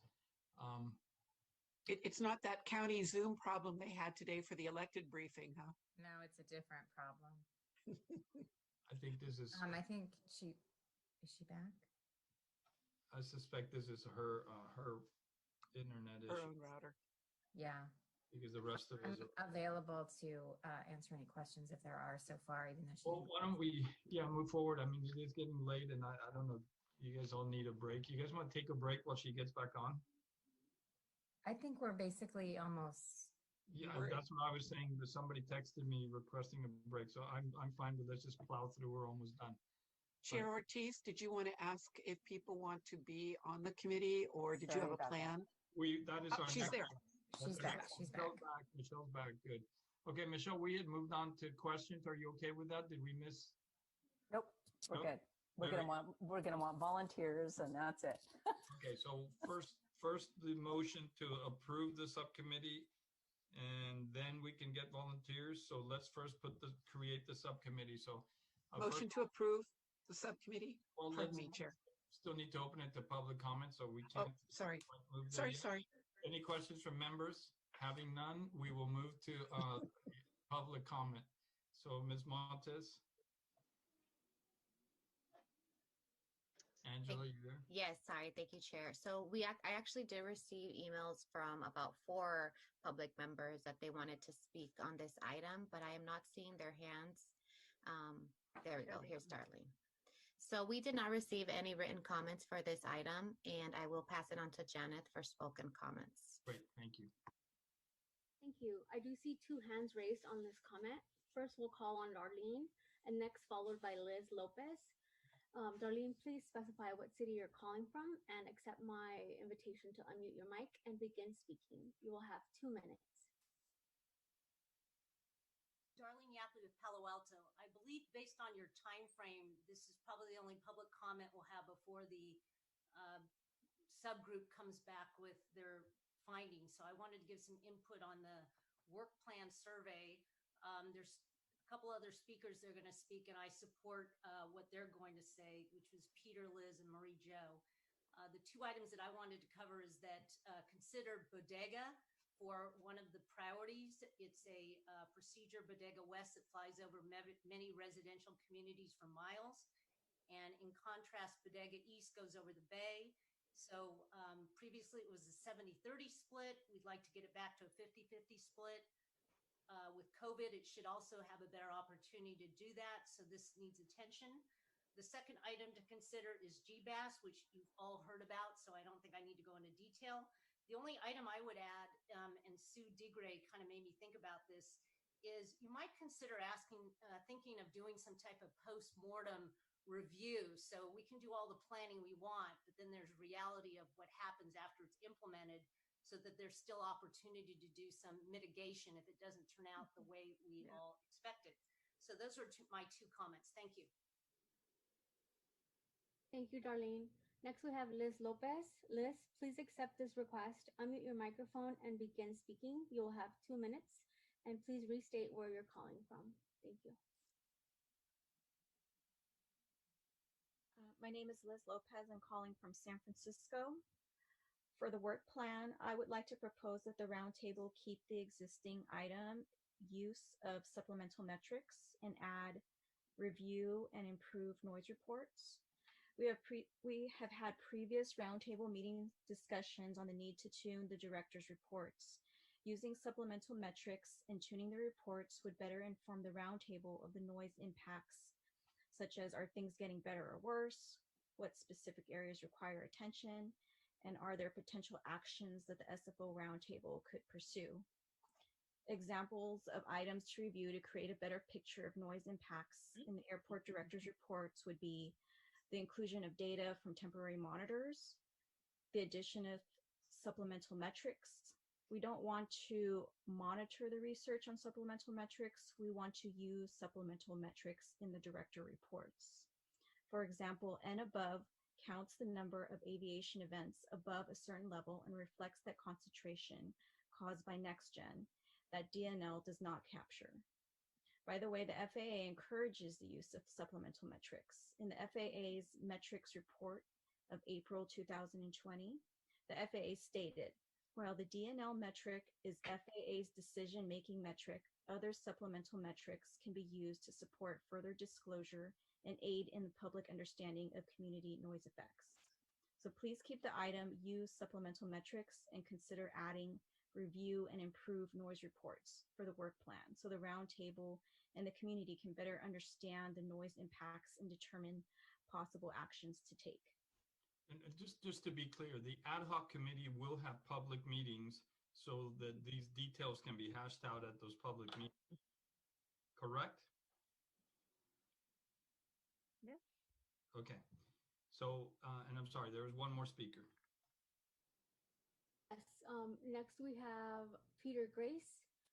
Peter, please accept this invitation to unmute your mic and begin speaking. You'll have 2 minutes, and please go ahead and let us know what city you're calling from again. Hi, my name is Peter Grace. I'm from Brisbane. This will be short. I'm looking for confirmation. I heard Chairman Ortiz say that noise methodology would be moved to the technical working group. Does this mean it does not need to be in the work plan? End of question. Thanks. Mr. Grace, I would encourage you to attend the ad hoc committee meetings and propose it if it remains a top priority. We do plan to talk about it in the working groups, and my guess is that this will be resolved to general satisfaction. But that's just wishful thinking. So, Mr. Grace, I'm sorry I interrupted you, but did you have any further comment? So how do we get it into the technical working group? Do I have to come to the work plan meetings? No. That is already in our track, that we already know that's going to go in. So that you already did your job, Mr. Grace. Okay, thank you very much. Thank you. Okay, take care. Good night. Good night. Thanks. Okay. So any further public comment? I don't see any more hands raised, Chairman. Oh, one more. I do see Mary Jo Fremont. Mary Jo, please accept this request to unmute your microphone and begin speaking. You'll have 2 minutes, and please identify what you're calling from. Thank you. Marijo Fremont from Palo Alto. I will keep it short. It's great that we will be able to, at this public meeting where this work plan will be discussed, but to prepare members about thinking of priorities and important things, I'd like to mention a couple of things in terms of the procedures to pay attention to reduce noise. One is the server arrivals at night. That was a proposal that the Roundtable made in 2016. That was in a draft work plan in 2018-2019. That draft work plan, I'm not sure if it was ever approved, but I don't think there was a disagreement. So that's something that I would urge the Roundtable to think again about, because it will help Foster City, Menlo Park, East Palo Alto, and a whole bunch of cities further south. And the second one is the Parrot OPD. And the bad news with Parrot is it increased noise, it concentrated noise, and it shifted noise. We have now a new rail in the sky, which is not that anybody asked for it, but the FAA did implement it. And it affects many cities: Woodside, Portola Valley, Menlo Park, East Palo Alto, and Palo Alto. And I just want to point out that it needs attention, because the noise complaint for Woodside after Parrot went up. They tripled. And Portola Valley noise complaints also went up by about 10%, and then I don't know what happened, but they doubled, more than doubled in January 2020. So if you look at these noise complaints, and they're important, one can really wonder if increasing the altitude over Woodside produced the intended result that people wanted. In fact, what we know is Parrot made things worse for communities downstream, but it could also have made things pretty bad for Woodside and Portola Valley. Thank you. Thank you. Okay. So the question really for us tonight is, do we or do we not form the ad hoc committee? So without any further public comment, we're going to move, and any further comments from members? Having none, Janet? You're muted. Yes. I would volunteer to be on this committee. But first, So- let's create it. So let's vote on. I'll create it. and I then we move can to talk create about it. Okay. Thank Yes. you. I have a motion Yes. on the floor. Anybody care to second it? Terry O'Connell will second. Thank you very much, Terry O'Connell. We have a motion on the floor by Member Borgens, second by Member O'Connell. With that, we will go to a roll call. We have no Dave Pine, so no CCAG, Town No, of I'm Alfred. here. Oh, you are? I'm sorry, I didn't hear you last That's time. okay. CCAG, please. Yes, would you repeat the name of the committee, please? I think I'm for it, but I'd like a little clarity. Yes, it's the Strategic Plan Ad Hoc Committee. Okay, yes. Town of Atherton. Elizabeth still here? Is Town of No, Atherton? she left. We lost her. City of Belmont. Aye. Thank you. City of Brisbane. Aye. City of Burlingame. Yes. City of Daly City. City of Foster City. Yes. Thank you. City of Half Moon Bay. City of Hillsborough. Yes. Thank you. City of Menlo Park. Yes. Thank you. City of Millbrae. Yes. City of Pacifica. Yes. City of Portola Valley. Yes. Thank you. City of Redwood City. City of San Bruno. Yes. Thank you. City of San Carlos. Yes. Thank you. City of San Mateo. City of South San Francisco. City of Woodside. Yes. Yes. Your motion passes. Wonderful. Thank you very much. Now we have a strategic plan ad hoc committee, and I would love to have some volunteers. I heard from Member Borgens she would like to volunteer. So now go get reelected. Yes. Yeah, that could be one little stumbling block. You're right. So would anybody else be interested in joining the committee? And again, it's important because I think that tonight is when we spend all this time dealing with so many issues, it becomes really important that we can narrow our focus down so we can focus on less issues, and then we don't lose our quorum by the time the meeting's over. So I'd love to have some more. Member Schneider looks like she's a volunteer. Yep. I'm in the same boat as Janet, though, too. So let's hope we have a good next 25 days or so. And you also have some raised hands. Oh, I'm sorry. I was looking. Okay, let's see. I have Member Taylor, please. My question is, how many members to the committee? You can have a minority of the majority, which would be, it'd be 12, I think. Maximum of 12, but that's really going to be way too much. Chair Ortiz, I think the last time we did this, there were about 8 of us, but that included some public members meeting down in Redwood City. It's been a while, though. Will there be members of the public on this one, or? They weren't official members, but they were welcome to sit around a very small conference room. Yeah, they're welcome to attend, and that's kind of the point I was trying to make earlier, that you guys will be having conversation. Member Taylor, we would love a representative from that part of the world, so. I will volunteer. Very good. Thank you. So much. And then, Anne, how about you? Just kidding. Okay, so we have 3 members right now. We can go and I can just call and make a few requests. Member O'Connell's hand is raised as well. Sorry. Oh, I'm sorry, Terry. Member O'Connell, please go ahead. I was just raising my hand to say I would be on it. Oh, that's awesome. Thank you. So we have now 4 members. And Mr. Chair, Supervisor Pine would like to participate, schedule permitting. So we have 5 members right now. Michelle, did you have something? 6, including yourself? 6, including myself. Thank you. Very good. So we will start with 6 and we will twist some arms. maybe in San Thank Carlos. you. That's good. And with that, we will move along. We have a committee. We can create a strategic plan. Now, I have a long paragraph to read here from General Aviation Noise, item number 10.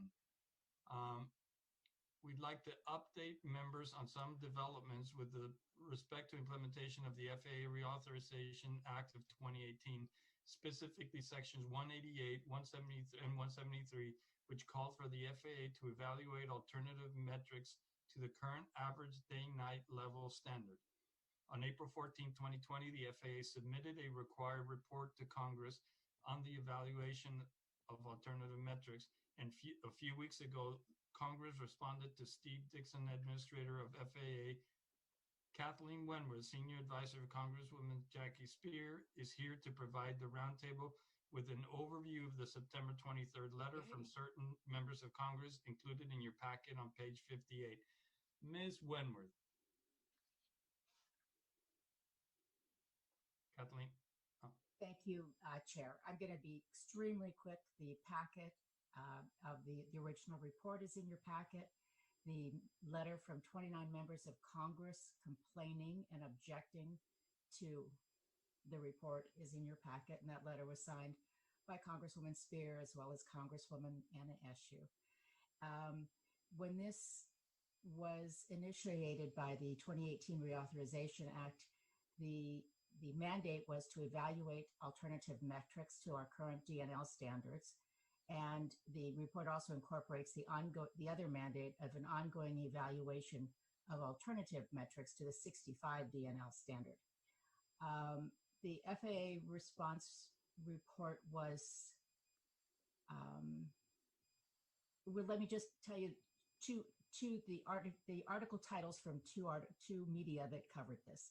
One was reporting on this report saying, the FAA sidesteps congressional mandate to evaluate alternative noise metrics. The other media one I titled is FAA's report on alternatives to the DNL noise metric is tone deaf. Many members of the community feel that, as well as the members who signed the letter, of course, that this report was totally inadequate and absolutely sidestepped the issues that they were mandated to report on. The part of the letter I liked was the part where it said that we insist that the FAA return to the drawing board and meaningfully evaluate alternative metrics to the current DNL 65, not just dismiss or ignore them, and include the potential for the use of such metrics in the United States. As of late today, when I checked back to Washington, D.C., the FAA has not responded to the letters from the members of Congress.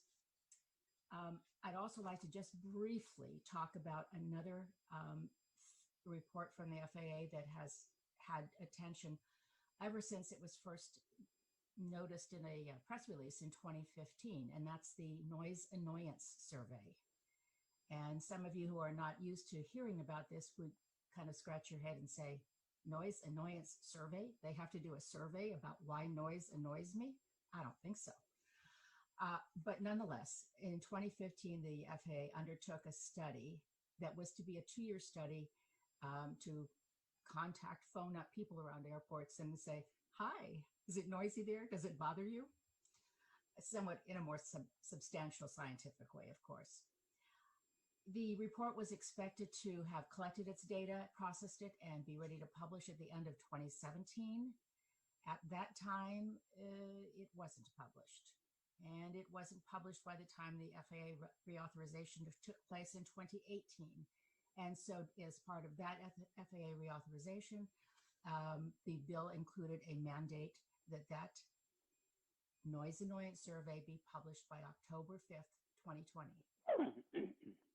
As I looked at my calendar yesterday, I realized that October 5th had come and gone. So I contacted our regional administrator and asked about it. And her response I received today was that we understand that many people are interested in the research. The FAA expects the report to be released soon, but we don't have a specific date. After its release, we plan to engage with stakeholders to discuss and explain the survey and take comments and questions. So again, we're waiting. That's all I have. Thank you, Mr. Chair.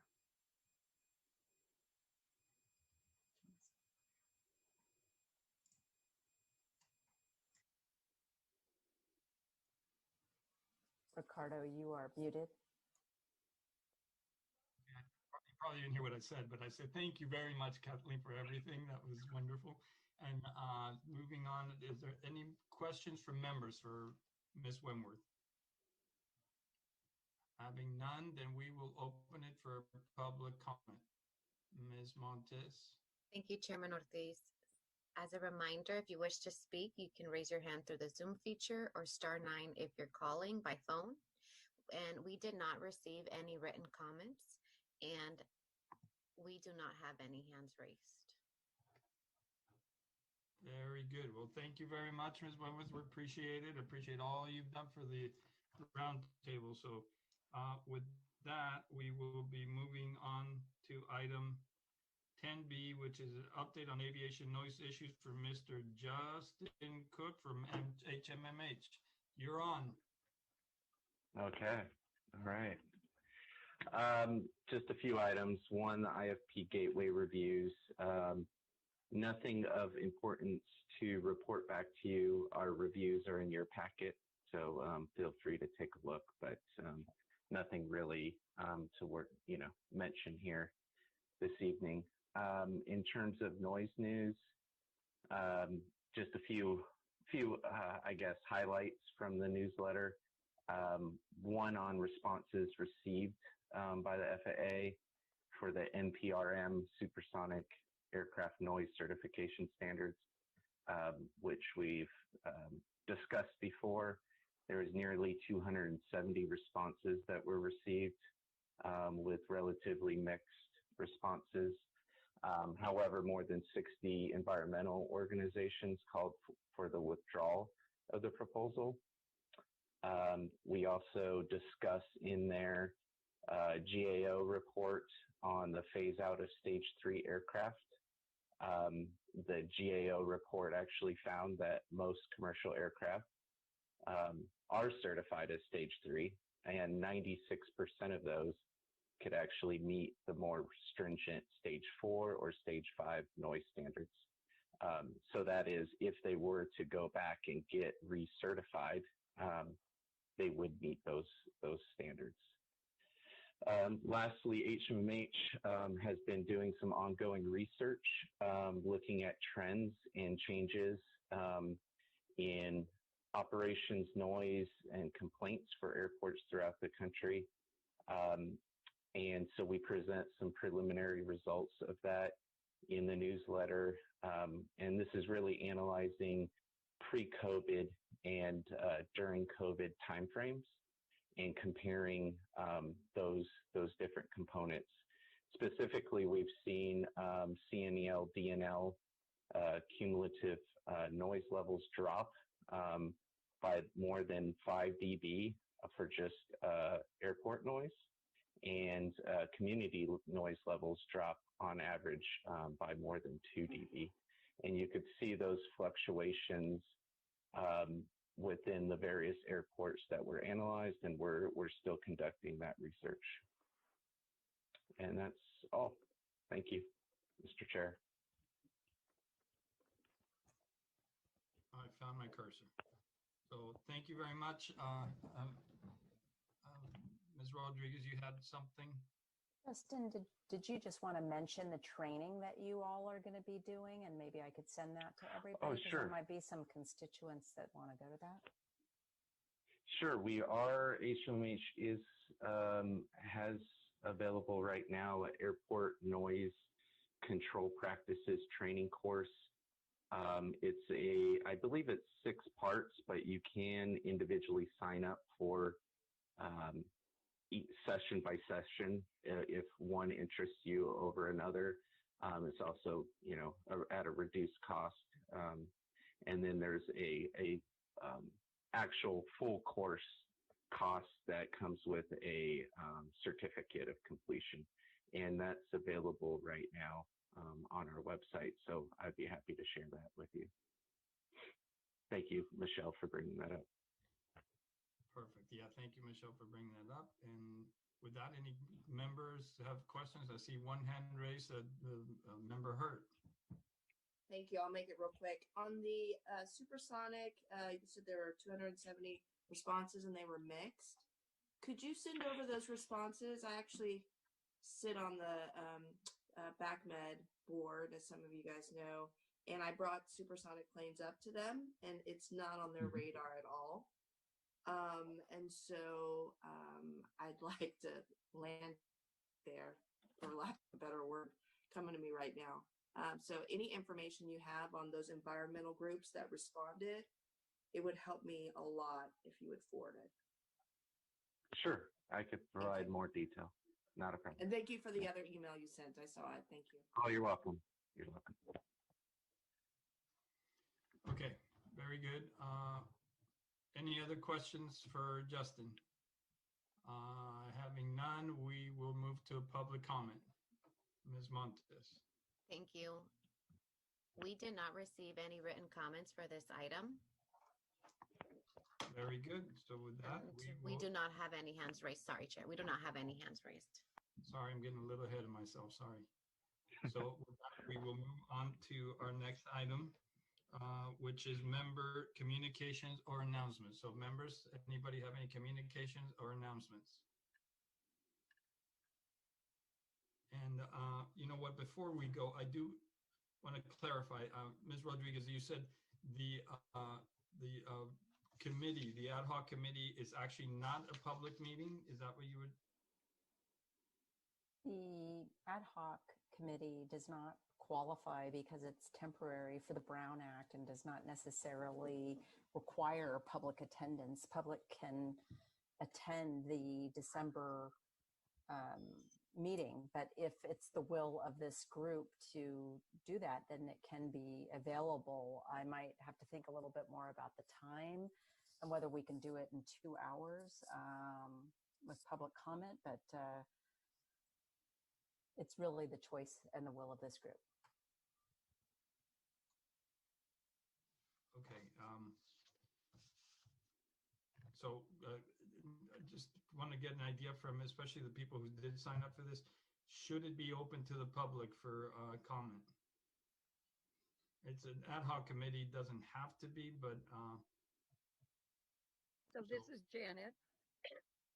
I don't have any problem with that. I just would respect that if the comments could come in before the meeting, maybe we could see them, but to actually, or very limited, we need to stay focused on getting something done. So although I appreciate the information that we would receive, and it could be possibly helpful, we need to take control and limit what that looks like. So what we'll do then is send out a request for written comments ahead of time so that we can help set that up. So I apologize, that was my misunderstanding. So we will move forward with that. With that, any comment, any communication, any announcements from members? I have one of Member Schneider. I see your hand raised. Actually, mine was more for the previous item. I think, hold on here.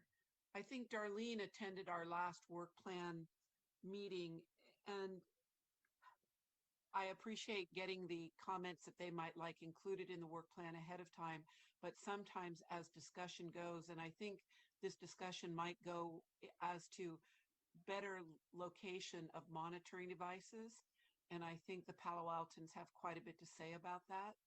And so I guess I'm a little bit more open to a little bit of public comment, but I will tell you, when we worked on this the last time, it took more than one meeting. So I'm going to chime in if I may. Chair Ortiz. Please. This is Terry O'Connor. I relish that all the members of the public make their priorities known to us, but I think that it's more to get a very overview of a work plan and bring it back to the board for approval. So in the limit in the limiting time, we would want an overview, not really a specific view. So I would be more in favor of limiting to written comments that can be easily digested and brought back to the whole committee. Okay, it sounds, especially from the members of the committee, that is the better way to go. I see Member Schneider's comments, but No. I can live with that. I just, as we're all dealing with transparency in this new world, we're much more transparent, I think, than we used to be, because you don't have to travel to get to some place. But let's see. If we are at the high level, I think it'll work out fine. If we end up in more details, then I think some of our public are very bright and bring in really good points. And I think the fear is that we will end up too far in the weeds versus having an overall strategic plan. So with that, we're going to go with a closed meeting. So for those members of the public that are still on, we encourage you to send us written comments to tell us what your thoughts on this, and I know that we will receive a few. And I will personally reach out to some of the other people who are not still online and let them know that that's the way we're going to handle it. And with that, Chair Ortiz, one tiny comment. Sorry to interrupt. Looking at where we are all at geographically, we don't have a co-side representative, and I know we will all try to speak for co-side people, but we may want to consider that. I know Half Moon Bay has felt frustrated, but just want to make sure co-side feels the love. I would encourage you, if you have any contacts, that you pick up the phone and encourage them to join the committee, because I think I will do my best. That is an important comment, and I appreciate that. So with that, any comments or communications? Last call. Just taking the hint from Ann, I can join the committee. I didn't want to call you out. Since I'm the only co-sider on this call, on this committee, that comes. I mean, we didn't want to hurt your arm. Don't feel the pressure. It's okay. I feel the love. Okay, good. Thank you, Mike. So did you say you are volunteering to be on the committee? Perfect. You don't have to drive over the hill. It's all virtual. So I think I have to buy him a glass of wine the next time we can have a Council of Cities dinner. That sounds good. I missed that. I tell you, that's for sure. Well, anyway, thank you all very much. Thank you all for staying up this late and missing the debate. And Michelle, welcome. Linda, once again, thank you. Angela and Janet, thank you for everything. Once again, a smooth meeting. Members of the public, you guys know more about this than we do, and it's great to have you. So thank you very much. My short-timer friend still make me cry. Thank you all very much. And with that, the meeting's adjourned. Good night, you guys. Keep Good safe. night. Good night, all. Good night.